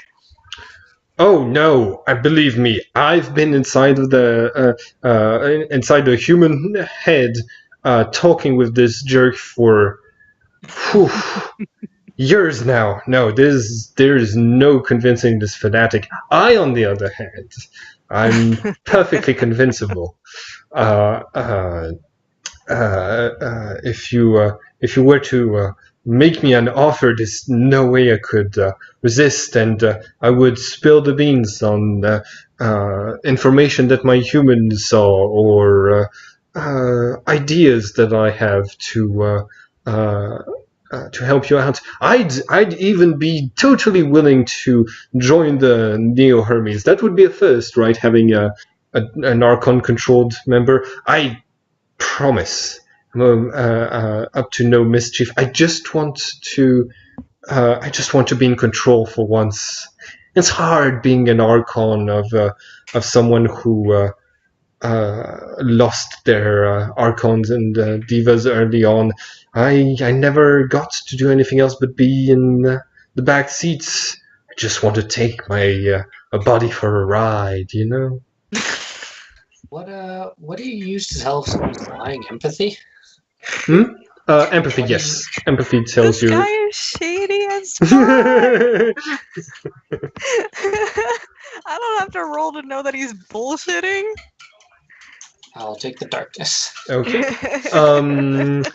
He is genuinely trying to do things in his own self-interest. He is he took the he's been waiting for you for hoping that your characters would come here to accept his deal, and just because he's of a different species than the one you wanted to persuade doesn't mean that he's not a potential ally.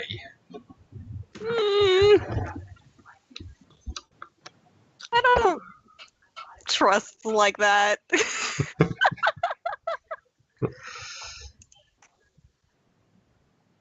Listen, I'm only asking for a single thing. I know one. I've read the reports. I know that one of you is called Stephan, and that person is the best alchemist. Is one of the best alchemists that the Hermes and Neo Hermes have ever seen. So, all I want is for him to reproduce a work in black, a faulty work in black. Those things happen all the time. And sometimes with just a little mistake, the Archon is able to take control sometimes. I just want a work in black that allows me to be in control not only of the human body, but of the Diva's powers as well. I'm sure he can cook this. I know it's been done in the past. I know that's something an Archon that I personally met was able to do. So, get this potion to be drunk by my human. Even here, it will affect his body. And I'll join you. Give me a location to go to in the real world. I'll go there unarmed, and once I have control of the body, and I'll even join your little group if that's what it takes to for me to. You humans, you're so used to the pleasures of the material world. You don't know how frustrating it is to have it within reach and never to be the one in charge of the body when it's been taken. It's been enjoyed, and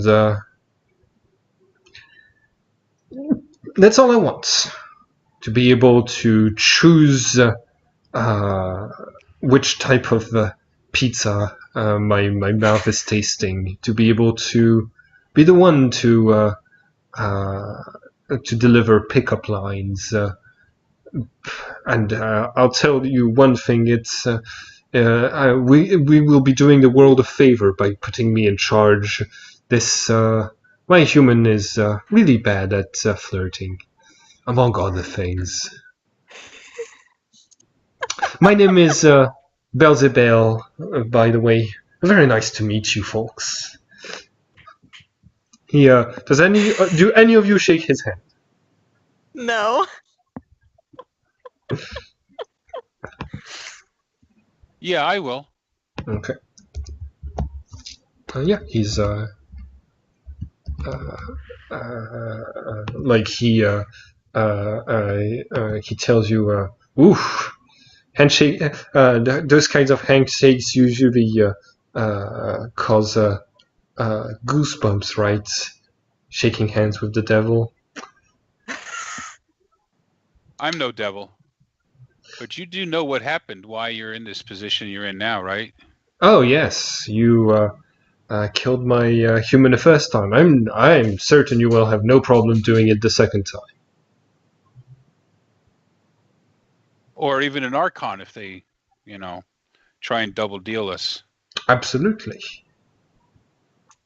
If they don't double deal us, I'd be fascinated to hear, because you have a different way of thinking from a human. So I would be very interested, even if it ultimately were to turn out that we didn't join sides or anything like that. I think I might enjoy sitting around a coffee table, having a conversation with you, philosophical conversation about, life and the cosmos and the mysteries and this world and the next. And very well.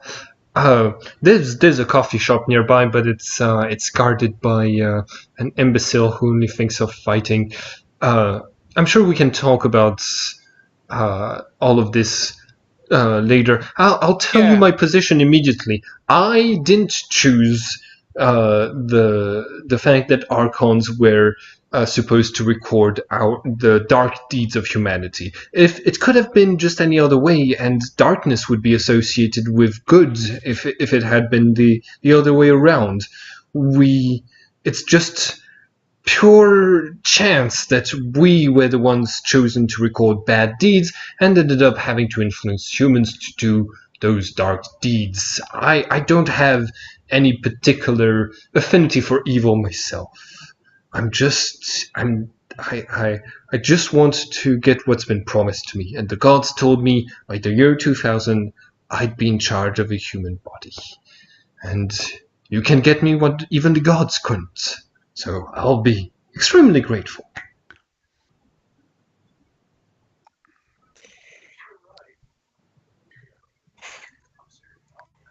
This man radiates the energy of half the people I have to interact with at work, and I want to kick his ass so bad. I'm sorry. I'm really trying to make him straightforward with what he wants and his offer. I mean, that's valid.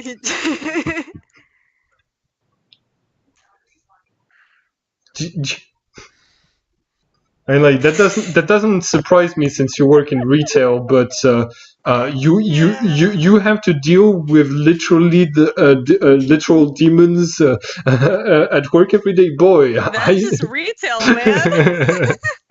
I feel so bad for you. That's how it be in retail. Oh my god. I'm not comfortable making this deal unless you, Oliver, and Chris both think it's a good idea, but I personally think this might go terribly. I mean, I wasn't lying when I said it would be fascinating to have an extensive conversation with him about that, but at the same time, I'm also fine with just murdering him and being on our way. So it's up to you guys. If you don't trust him, then the deal is off. I mean, you guys gotta be willing to trust him too, and ultimately, I think we can all agree, you included, Belzebub, that we really don't know the exact extent that any of us could trust each other. So it would be certainly a cautious agreement if we were to come to an agreement. Yes. But I'm willing to do that, but I'm also willing to just have a repeat of what happened the other day that got them in the predicament they're in right now. One becomes three, and then that's just three that become nothing. So I totally understand, and there's a lot of stigma around my species. We have been called demons by quite a few cultures, so it's understandable that you're having trouble trusting me. And just because I have an aura of darkness around me doesn't mean that I'm evil. But yeah, I wouldn't say it's a species issue. I'd say it's an issue of you being creepy as fuck in general. I apologize for my awful mannerisms. Would perhaps you, he points to Oliver, be willing to extend a helpful hand and trust someone who's in desperate need of help. I just want to live one life in charge of a body.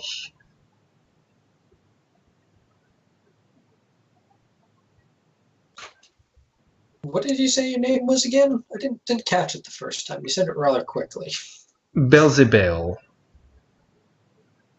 Not Beelzebub.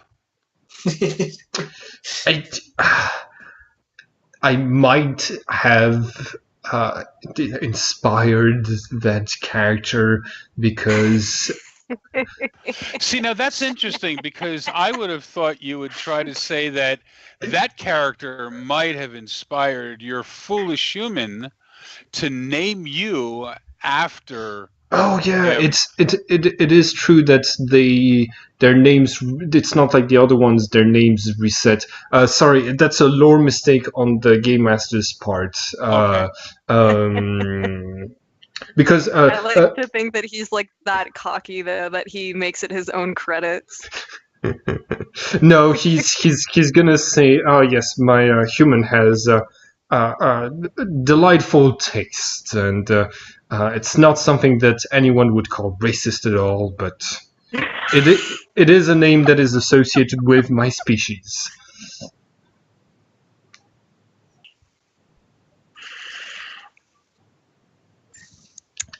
Well, Listen.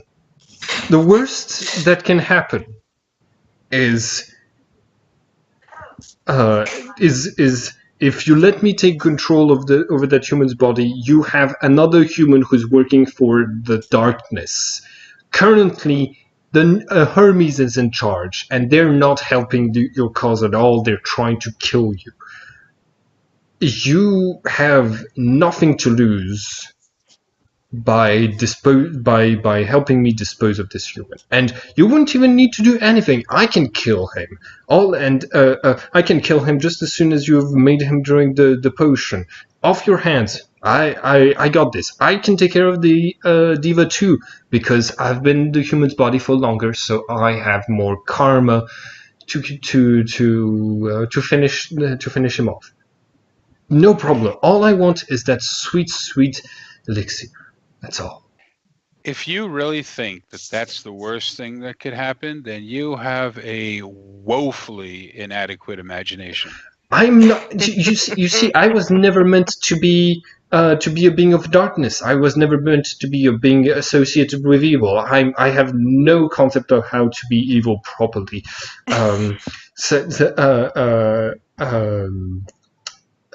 So really, it's all a matter of whether or not you can put your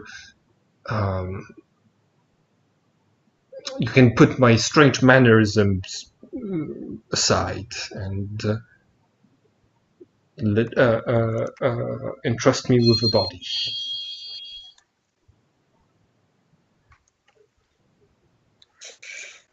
I don't see that happening.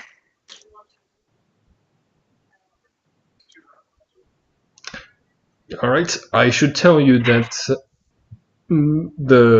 my diva is having a talk with his human, so both of them are in there, but they're distracted. So if I won't sound the alarm if you're heading in this direction to do anything to them, I'll just quietly go back to the container at the back of the ship and try to find another way to live my life. But can't your human still control you? He can give me orders, and he can drain my karma, which is unfortunate, but it's better than going against your plans and dying. So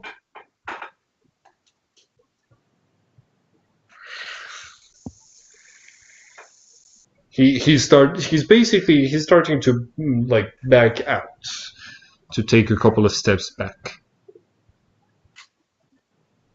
I don't know. Should we let him go? This one's your call. Oh God. I'm not good at making the decisions. Fucking his human can still control him. He doesn't have a human body. Let's let him go and talk to the diva.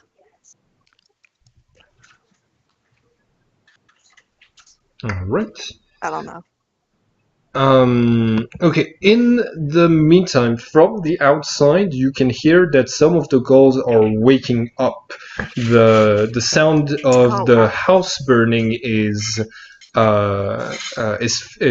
filling the air just as the smell is.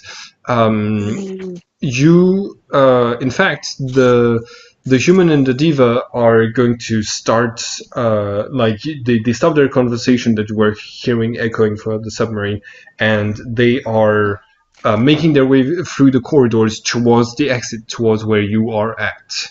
So, what do you do? I just put out my hands in a defensive position. They're not And within wait. sight yet, but you can hear them getting closer. Okay. Shall we get in the submarine and make sure when this goes horribly sideways, we're not in the open?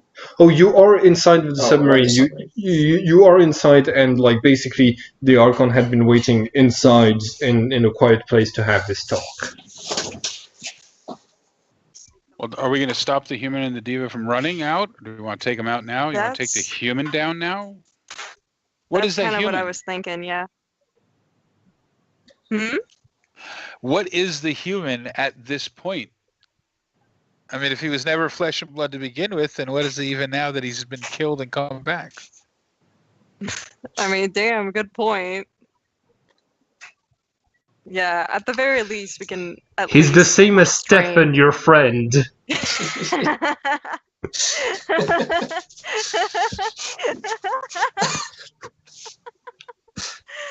At the very least, we'll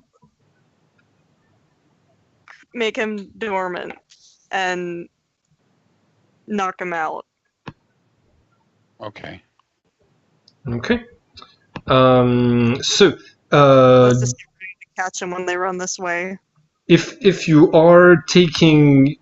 like ambushing them, I'm going to assume all of you have an advantageous position, which is a free prime for whatever you do. You can immediately spend it to give you a +3 to your initiative, or the equivalent of a +6 on your roll when you for the first roll of combat. Because the human will fight you immediately, and his loyal diva is going to join the fight as well. So. Everybody roll for initiative. At +6? Yes, if you want to use your advantageous position for the initiative boost, you can also use it for any other prime that you like. Initiative is reflexes, right? Yes.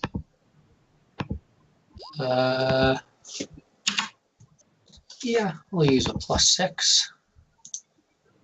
Yeah.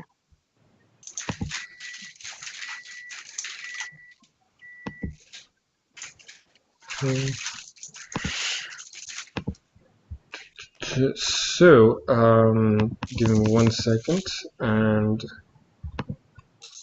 no.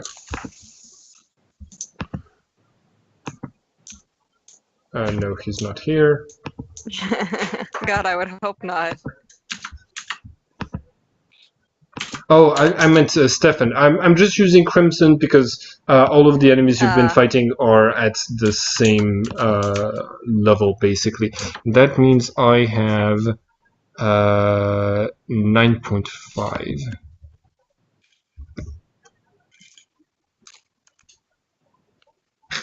Everybody's acting before I am. Chris, you have 12. Nice.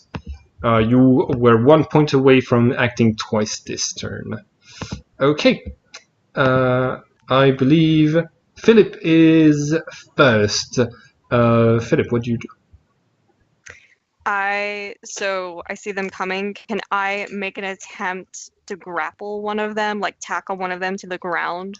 Yes, that will be a brawl check. Okay. Shit. Okay, I don't have to defend from this. Alright, Chris, it's your turn. Okay, so I'm going to grapple the human. I'm going to do an additional action by taking him hostage. Okay. I'm going to. Where is the one? Do you want to do 3 actions so that you can grapple him, take him hostage, and disarm him? Yes. Then you're at -6. Although the take hostage is a free action. Oh. Right? So there's. Yeah. It's still an action, though. Oh, isn't yeah. it? Wait. No.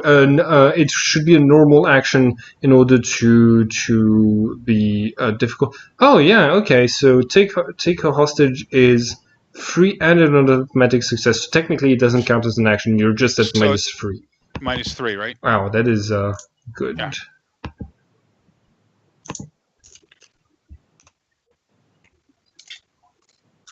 Okay.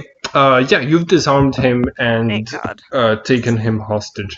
I had never realized how powerful Brawl was in this game because of how little damage it does. But it is brutal. The diva shrieks in terror and says, "Master, are you all right?" And No, he's not. and he says,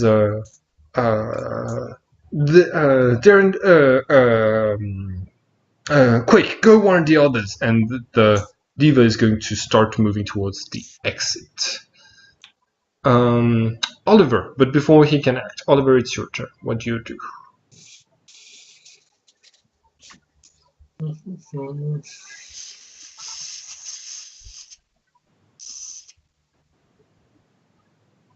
What does leadership encompass? Intimidation and leading troops into battle. Currently, one of the maneuvers you could do is intimidate an opponent. Intimidate an opponent. Leadership versus the opponent's willpower. It can give them penalties to their actions, reactions, or their initiative.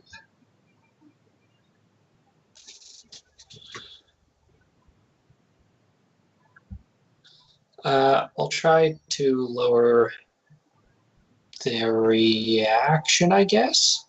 Okay. Go ahead and roll leadership then.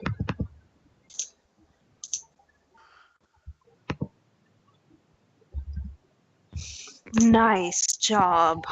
Whew. Oh my God. Wow, double Hell one yeah. for me. Okay, definitely intimidated. Definitely has a -3 on their next reaction.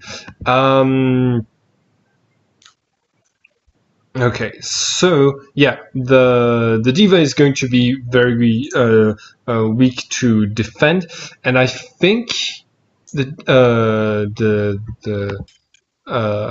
Iridiel starts to like turn around and he starts to head for another exit out of the submarine, saying, "I'll be back for you, master." He's heading off on his initiative. The human is going to try to break free. Wait, no, actually, you. Yeah, he didn't see Chris in combat. He doesn't know how good you are, and I think he's just he's just panicking. He's like shrieking and trying to get out of your grip. So roll for brawl. Ooh, Ooh. might have a chance.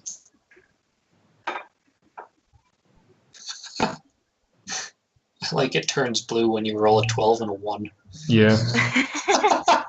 I was wondering what the blue meant. Yeah, I thought I had a chance. Yeah, he's not escaping. Philip, it's your initiative now. The diva is fleeing and basically sounding the alarm. The diva is like shrieking in terror. Fuck. Yeah, so what do you do? I run full speed after the diva, and I'm Okay. gonna try. I'm gonna run full speed, try and catch up, and try and like get an arm around him and put an arm over his mouth to try and keep him quiet. Okay. That all of those in the same turn?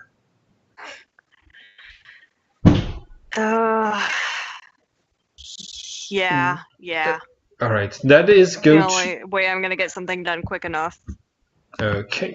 So catching up to him is going to Hurting him. necessitate an athleticism check, one against the other. Well, Pretty good at that. I can do that. yeah. He's gonna take a no. He did this technically the last turn, but he is going to have the penalty from being intimidated by Oliver. Theo, you wanted to run after the person, Yes. grab them, and silence them. So just give me 1 second. Overpowering is going to be a brawl check. That's going to be the second check. And silencing an opponent is a free action at automatic success, which means you only need to do 2 actions. You need to beat the diva in an athleticism check, and you need to beat and then you need to beat the diva in a brawl check. Both of them at Okay. -3, and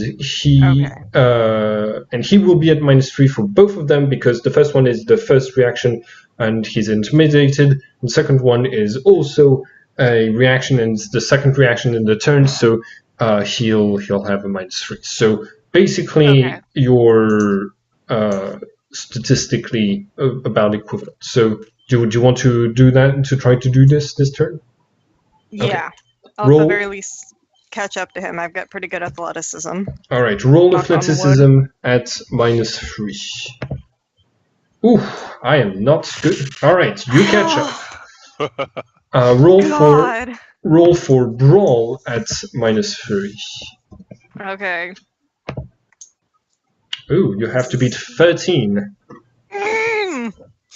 Come on. So close. That was so close. Yeah, you're not going to be able to catch him. I just can't get my hands on him. He is made out of pure karma. He's a slippery boy. Right. Yeah. Okay, Chris, it's your turn on the initiative. What do you do? Okay, so at this point, what I want to do is first, I want to silence the opponent. That's a free action with automatic success, but I also want to ultimately begin strangling him. But you said as a unique action, you can't do anything at all. Yeah. So I have to take hostage. I have to silence first, and then I have to wait till next turn to be able to start strangling. Technically, yes. I'm gonna give you an exception and say you start strangling the human.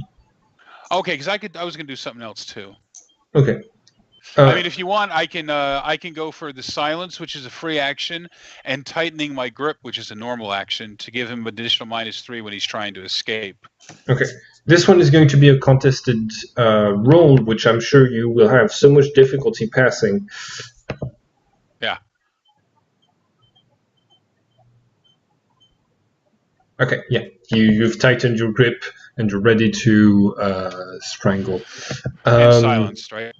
Yes, all of this in silence. Yeah, the diva is still running and screaming. Oliver, it's your turn. What do you do? So the human's taken care of. I guess I'll run after the diva. Okay. No, Yeah, just- I say go. How many actions? How many actions do you want to do in this turn? And just before I forget, Theo, you have a verse that could damage the diva's directly in their karma points. Your Caesar's verse, the Dark verse, the one you're currently trying to rewrite. If you use it, do I already have that? yes, you do 4 damage to a person at a distance of sight if the person is disarmed, is unarmed, and currently the diva is. The human Okay. is. The human I isn't. don't have that one written down, so I totally missed that. But and on top of this, you have the shadow, the verse shadow activated, so you could do double damage. In fact, Yeah. I was trying to go without attacking, but it's yeah. it's up to you. But it's fitting because you're rewriting the verse. But you are the only one who has a power that can deal life or death blows on archons or divas in the entire group. So, what do you do? Ooh. I'm going to yell at the diva. Yeah. What do you say? Like, do the intimidation on it again. Okay. All right. Roll leadership.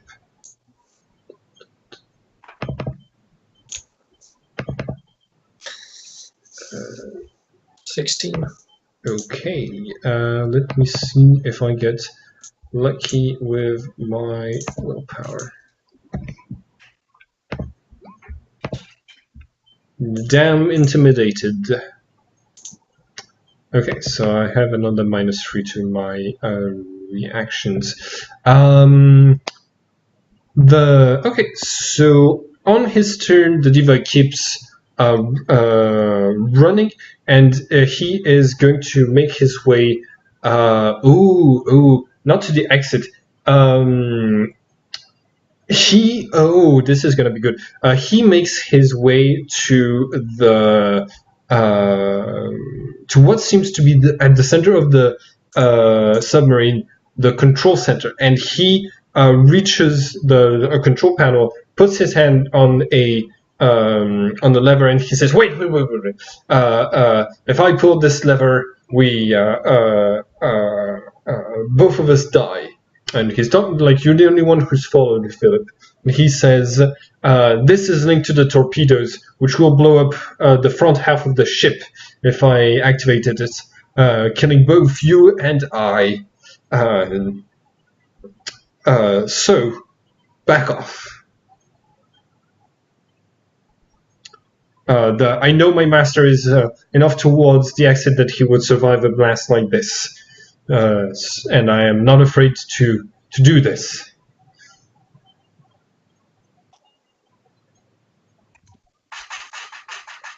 Is it my turn now? Yeah, it's your turn. Okay. Oh boy. Okay. So here's the thing. I could back off and just hope that he doesn't do it, or I could keep moving forward and hope that he isn't sure how close this master is to the exit, and due to his loyalty won't trigger the torpedo. You could do this. There's another thing I should mention. There's someone who is also present within the blast radius that you now just noticed. It's Belzebiel, and he basically he was in the you saw him through one of the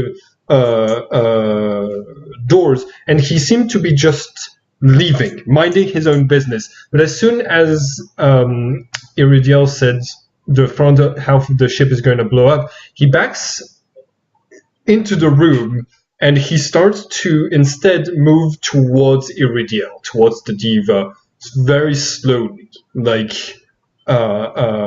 basically creeping up on his diva counterpart. What do you do? I'm gonna stop.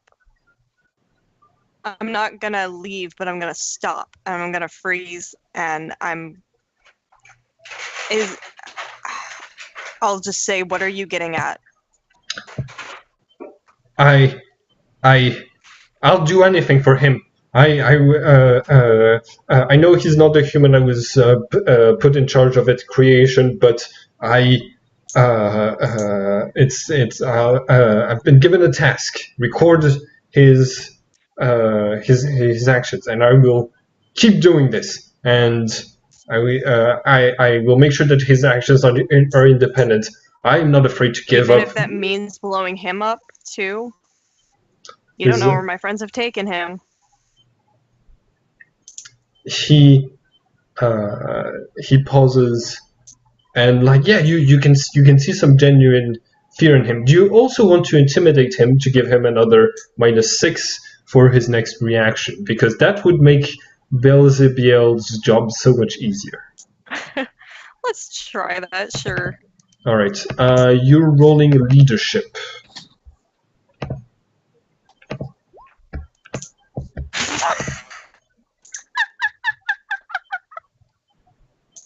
That was pathetic. Yeah. God damn it. Yeah.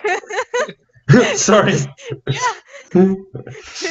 I didn't mean it like this. Right, so I'm gonna make one small roll here and one small roll here, and okay, Beelzebub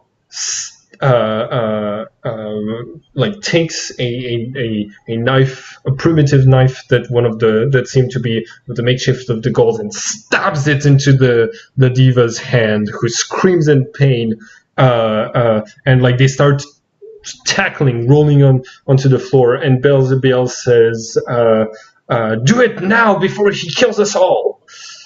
What do you do? Kill him! The Archon is telling you.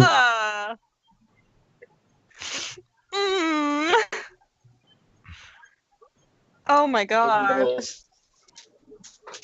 Kill them both? Is that what you said? Maybe.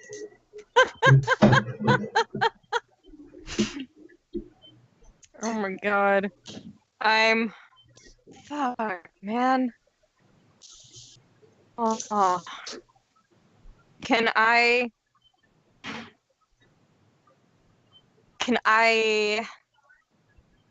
pull out? I'm trying to think of a way to make them stop fighting, maybe intimidate them into seizing, but I don't see that Archon stopping them much.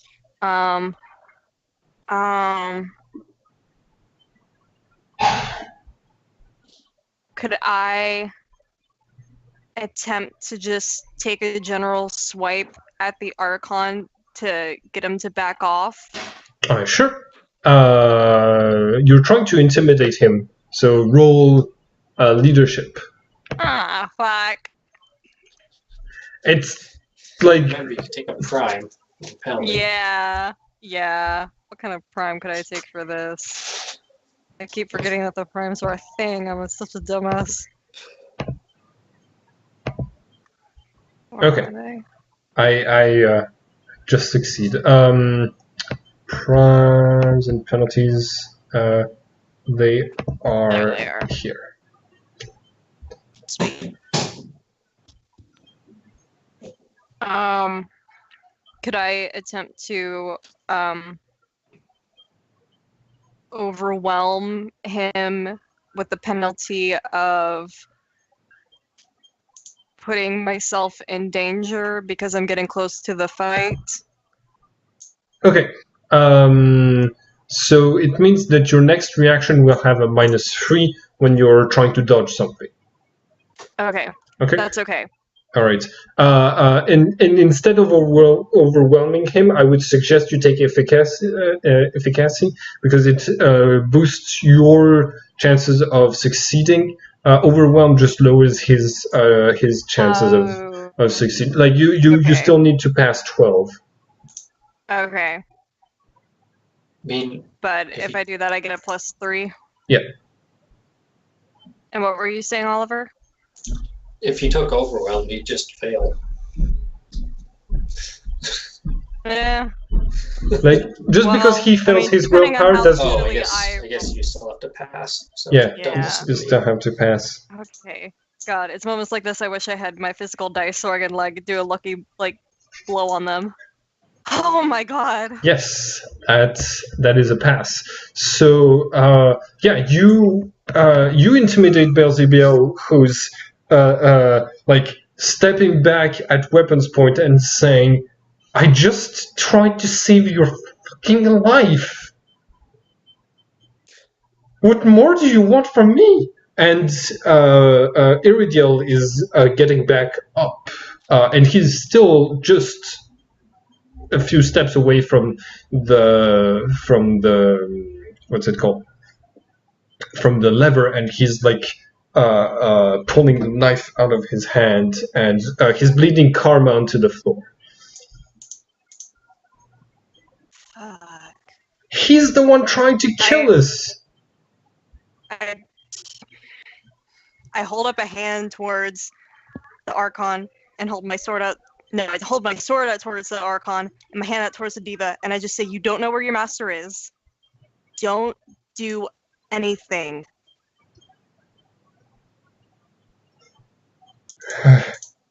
How can I trust Come you? with us. How can I trust you? You distracted me while he I just was saved your backstabbing me. life. I didn't realize he was going to literally backstab you.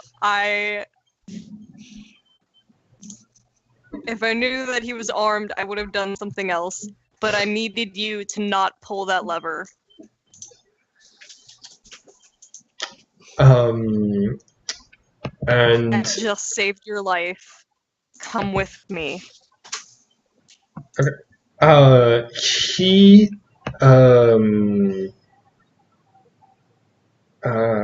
he's going to he's gonna yell to... Oh no, just before this, Chris and Oliver, what do you do with your human hostage? I mean, Oliver's just gonna stare at him. He has this is Chris's thing. Yeah, Chris, what do you do with your human hostage? I'm gonna choke him unconscious. Okay. Yeah, so you're going to choke him for a couple of turns. Oliver, is there anything else you want to do?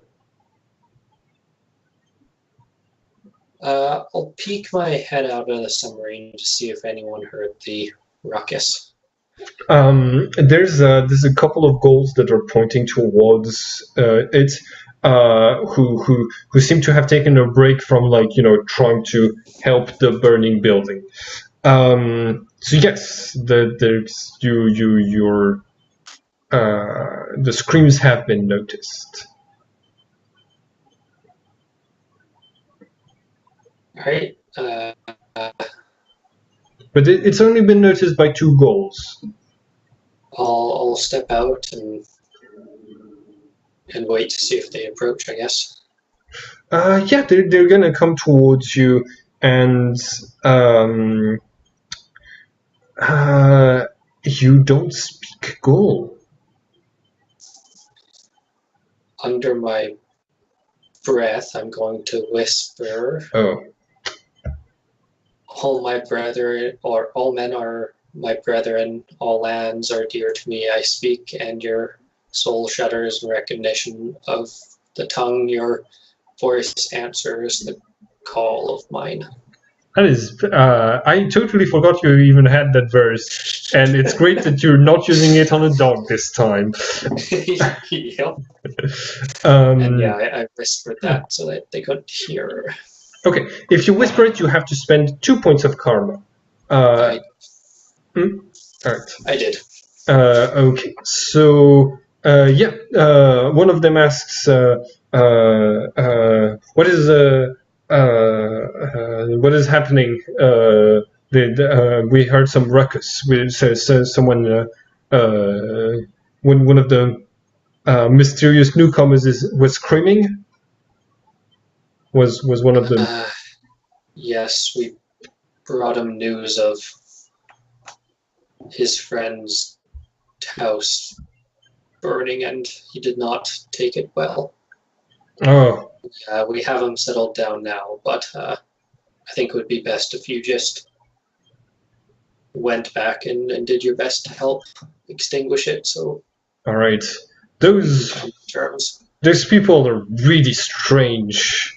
I don't like that they're taking so much time with us and Jedrix and just and that he's seems to trust them like more than his own generals, and like yeah they're gonna like back off grumbling to each I other. heard before they leave. I'm going to say I heard one of them say something in Latin. I can't be sure, but I don't know. What They're did strange. what did they say? Is that the Gauls asking, or you? Yes, no, it's the goals asking. Like they stop leaving. They ask you like what did they say? I don't know. I don't speak Latin. No, they speak Gaul to each other. They speak the language that is native to the body that they inhabit. So they speak Gaul. You guys speak Latin. I know. I am lying. Oh, okay, yeah, I'm trying to you're sow okay, yeah, okay. mistrust. Roll for subterfuge to sow some distrust. I like it took me a second to realize it was you trying to sow discord.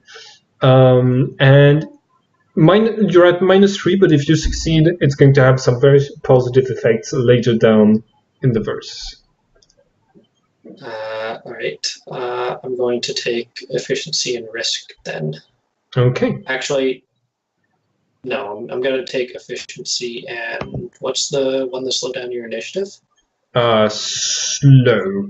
But that means you take the time to discuss things with them, so like more time passes for Chris and Philip. Yeah. 16. All right. Take it. You convince them. Really, yeah. You start to sow the seeds of discord. Perfect. So back to Philip. Iridiel is yelling, "Master, are you far away from the hull?" And there is no response because he is silenced by Chris and currently being choked to death. In fact, and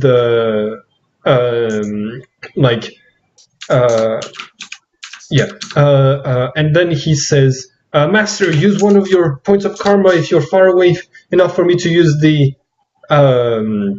missiles." And there's a pause, and then Iridiel is going to reach for the handle. Oh, Philip, fuck.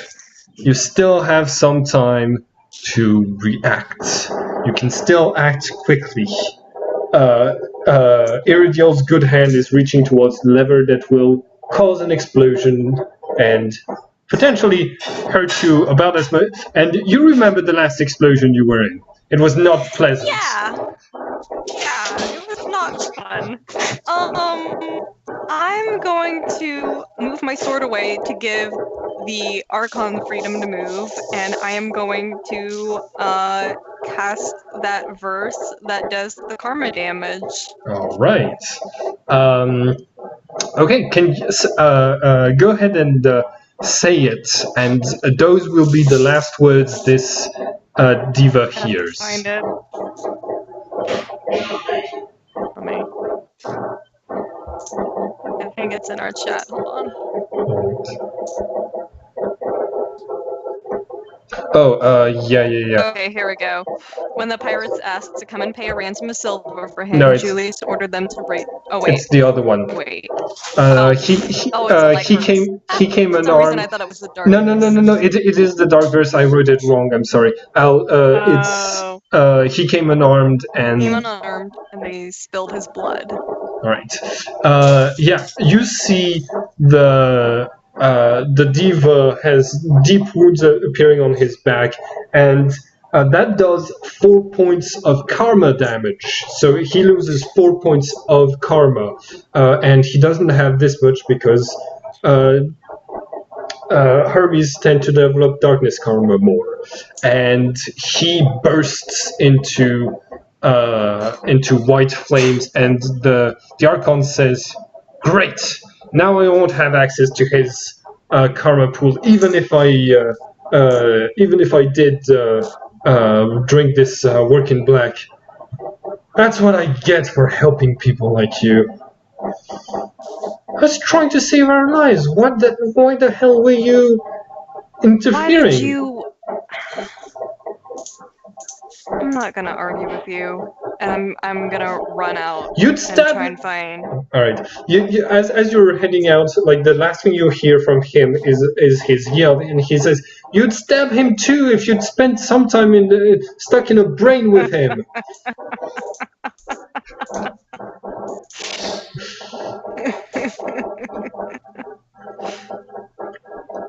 I really try to have some nice Archons every now and then, but I guess I played them a bit too creepily. I don't talk with him that much, but he's nice. Yeah. I mean, like, for an entity made of pure darkness.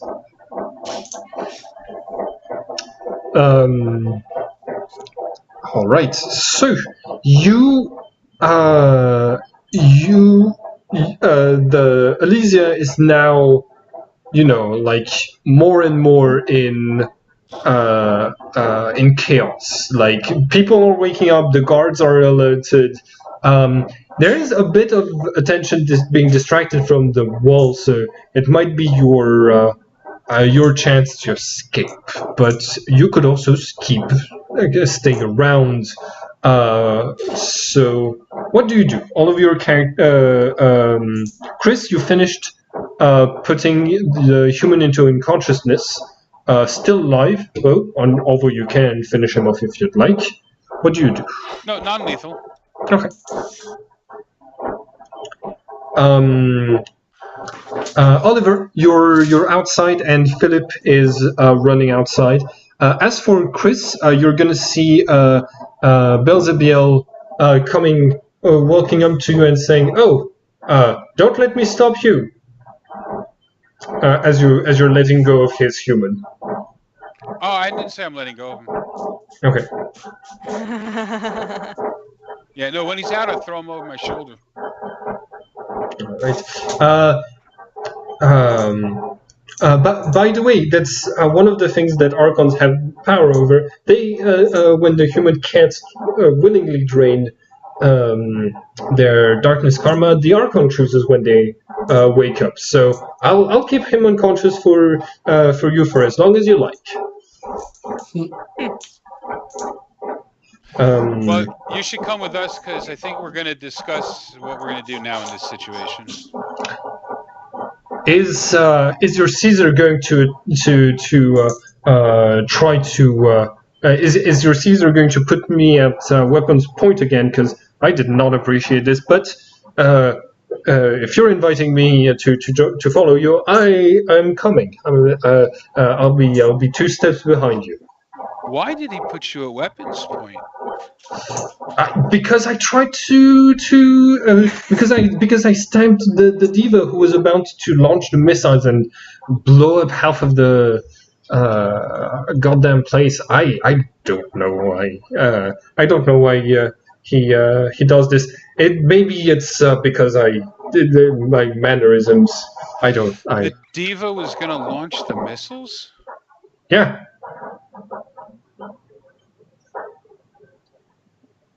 That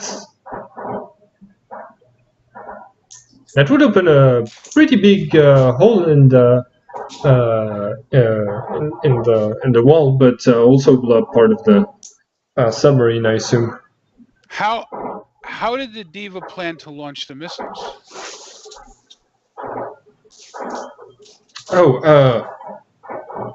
We can we can grab things. We are able to grab physical things when we're in the verse. We are supposed to create this place out of karma, after all. So our karma can interact. So You know, there's a whole lot that's involved in launching a missile. It's not just you push a button and the missile launches, right? Okay, we're at time out. We're not doing like the gritty realism and stuff like this. This is a sort of pulp adventure.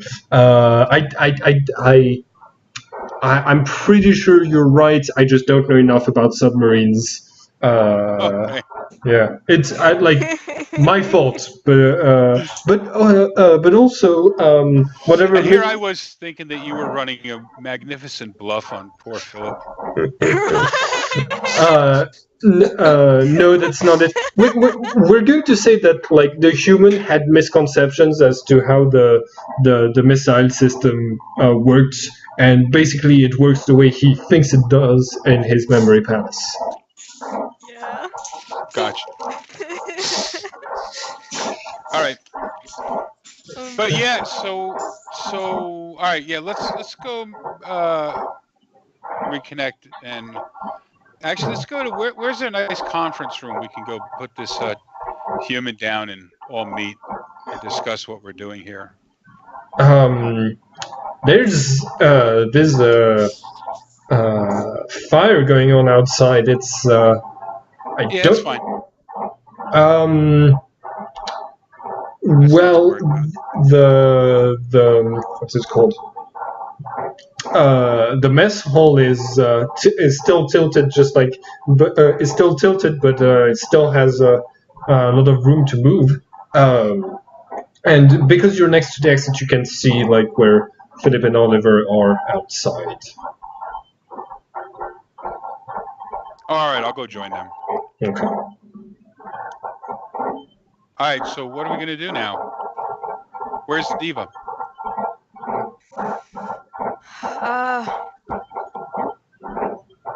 Look, I panicked. The diva was going to use a missile, and I tried reasoning, and nothing would work. And so I attacked, and I didn't realize it would take him so quickly, but it did. So now the only person you have to trust to take over the body is me. But you didn't hear it from me. Well, that certainly does limit our options down to just the two. Yeah.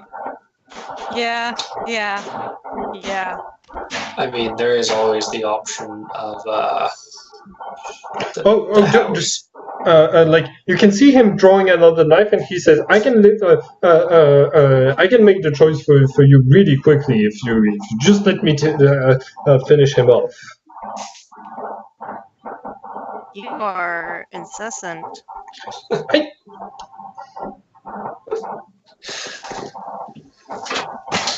He's a goddamn Hermes.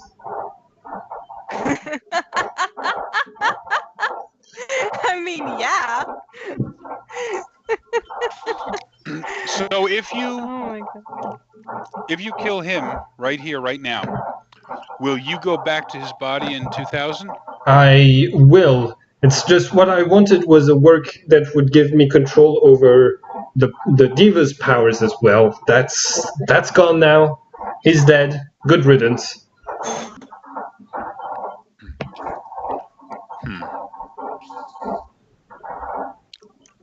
Well, I don't know. What do you think, Caesar?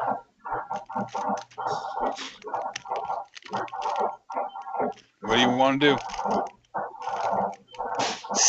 Caesar has too much pride to admit I saved his fucking life.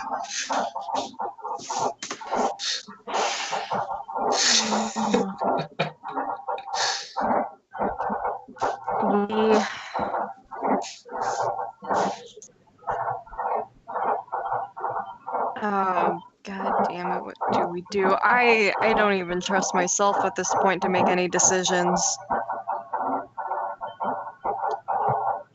Out of character, just ask yourself, what would Allison do? Oh, that's a really good way of putting it. Oh. What would Allison do? the new what would Jesus do? Oh, God. I don't know. Part of me is like, maybe we should take this chance to escape while we have it and get back to our side so we're not still in immediate danger. Because the only thing I'm worried about is the longer we stay here, the sooner it is that somebody will find out that we're not where we're supposed to be. Your disguises are pretty good, though, and they True. have an army of 3,000, 30,000. They have a huge army. They don't know all of the faces.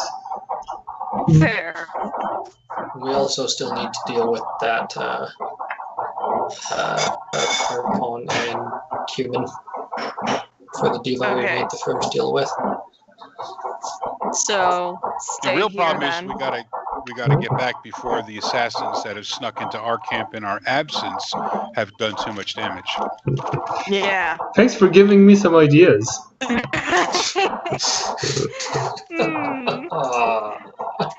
Thanks, I hate it. So why don't we just find and get rid of Versamingetics now? I'm You know down. what? I think that's a great. Just holding up the knife. Yeah. You know what? Fuck it. Let's do it.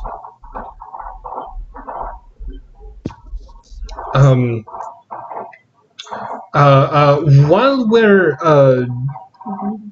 going there, I have an idea. I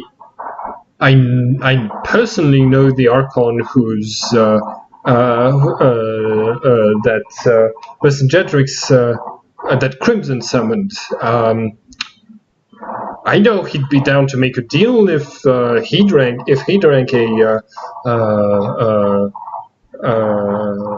if you made Vercingetorix drink some working black to make him change his mind. To give the Archon control. You wouldn't even. Well, you'd need to you wouldn't need to kill him, but his Archon could take over and finish rewriting the verse for you. It would be a win-win. You could technically do this with his diva as well, but don't know if the diva would be as cooperative. I know I can get you a great deal with the Archon, at least. You and your deals. Yeah. You realize you're only in really this trust verse guy. because of an Archon? I'm just trying to be friendly and offer you as many options as you can. Like listen, let's be honest here for a second. You guys are you guys are doing an awesome job. I am a big fan. Like, you have caused so much chaos among the Hermes that a lot of them are dedicating their lives to the darkness just to have the proper tools to track you down. Like, it's you've aided the cause quite well, and on top of this, you're doing all of this to lie to the gods. That's why I'm okay. That's why I want to be on your team. I think you're doing really well. I think you're doing you're doing my job really well, and frankly, I'd be honored to be one of you, and to help you rewrite history. If you'd have me. I mean, like, I get to go back to all of those nice epochs where I was dead on the moon the entire time and that I didn't get to live through. It's it sounds amazing. It sounds like you have really nice jobs. I turn to the others and I just say, is there any actual benefit for us in this, or do we just ignore this? I have Absolutely no idea. You can I'm roll going to empathy do to. an empathy check on Okay. him. All right. Um, Oof! I don't even need to roll. You don't know if he's lying. Nope.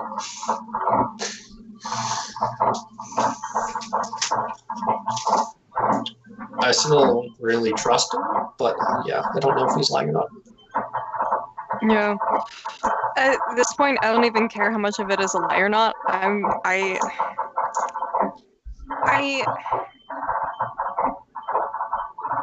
For all we know, he could be honest, but that doesn't mean that it's a good choice to make just because he's being honest. So, is this something we want to go with, or should we ditch the idea and go do what we need to get done?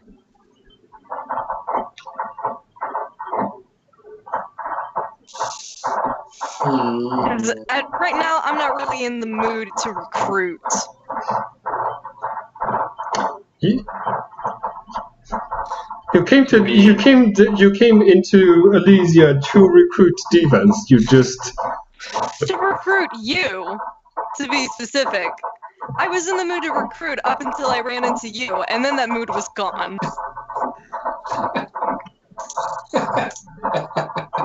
There was a mood, and now it's just dissipated. wow.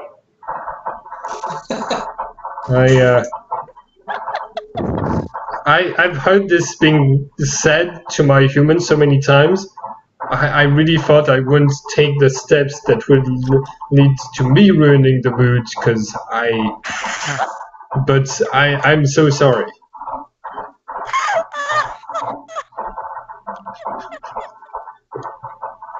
Philip does actually laugh at that.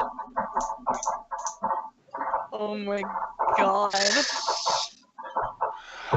I still don't even know what the whole overall plan was. Like, how did you figure that you were going to fix this thing anyway this time by coming here? What was the plan to what was the goal? I mean, not the goal, but how were we going to accomplish the task of turning this from something bad into something good? What was bad about it to begin with? Basically, we can have a small flashback of this to clarify what your options would be if you did convince all of the divas. Basically, Alison's idea was by having the divas on your side, you would have people that you could move, that you could try to use to influence the outcome of the verse. A good way, like Alison, what she really wants is to keep she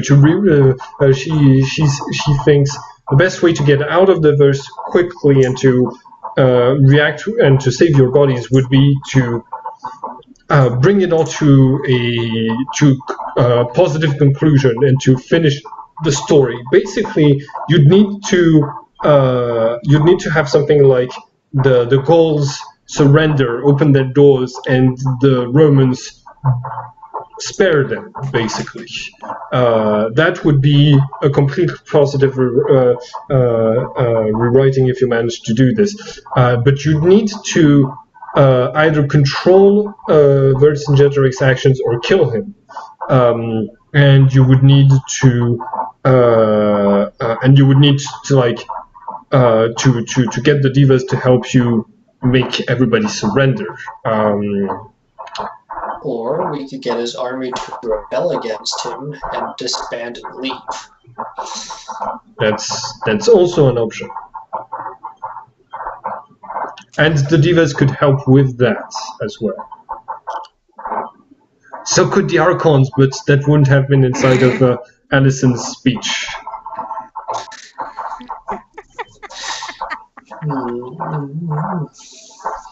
The problem is that you've got these people interfering on the other side, and they're completely unreasonable. So the only option would be to kill them, but then that would be Caesar killing them, not Caesar getting them to surrender. They're never going to surrender. They're not going to surrender. So they have to be killed. So that just takes us right back to exactly what the original problem was. So I don't understand where anyone had any realistic plan that would have a chance of successfully changing the outcome here into, and I don't remember because I watched this thing, I don't know a month ago, I watched that thing, but in the end, after he defeats Vercingetorix, what happens? Afterwards, Vercingetorix is brought back to Rome and humiliated there, and then dies in a cell. Okay. But also, it should be noted, only Caesar's and Vercingetorix actions are counted. So if you kill Vercingetorix, it's not technically an action of darkness. And if Belzebiel did suggest another option, would be to make an alchemical potion that would make either his Archon or his Diva take over his body, and then try to get that creature to do good actions. But that's up to you. Belzebiel says, "Listen, you don't want me. I'll leave. I'll let you be. I'll go back into the submarine, and we don't need to have the conversation you wanted to have, Mr. Anthony." I have an idea. Okay, so you remember where your bodies are back in 2000? Do you remember where they are? They're inside of the vault room. You're asking Belzebiel. He says, yes, Okay. Are they being guarded by people right now? Not directly. There's nobody in the same room as we are. So what if we kill your human here? That puts you back in 2000 in the body. It does not. No. I'm still stuck here until the end of the verse. Oh, I thought you went back. I will when the verse ends.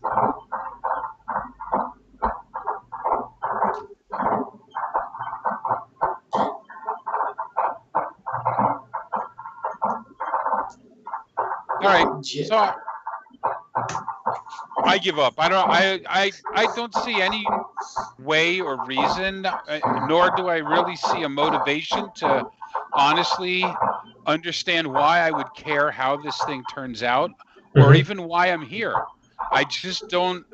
I don't understand what the plan is. I don't understand why there's any need to change. You know, there was a war between two people. One guy lost and he died as a result of it after being conquered. That's not evil. That's humanity. That's the way of the world. I don't understand where is the evil that has to be changed. As I mentioned the previous time, the evil in question was the points of contest was most likely what happened to the civilian population of Elysia, who were forced out of their walls by Vercingetorix when they were out of food, and because of the walls couldn't escape. Because Caesar didn't let them just leave, and they starved. Basically, the entire civilian population died because of the actions of those two archons, who were just at war with each other. Okay, so then why don't we just go back and wait until the civilians get thrown out, and then just let them go? It's not certain if the same thing would happen with Crimson, but you could just entrench yourself and right. But here's the thing: wait it out. If this guy doesn't kick them out, yeah, right, then he's not going to be able to feed them.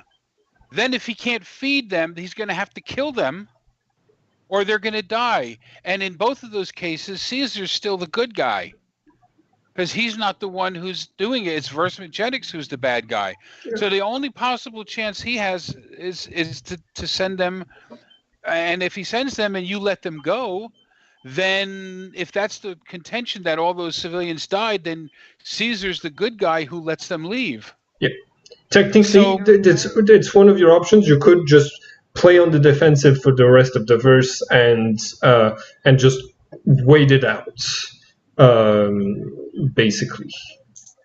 So why do we even show up here in the first place?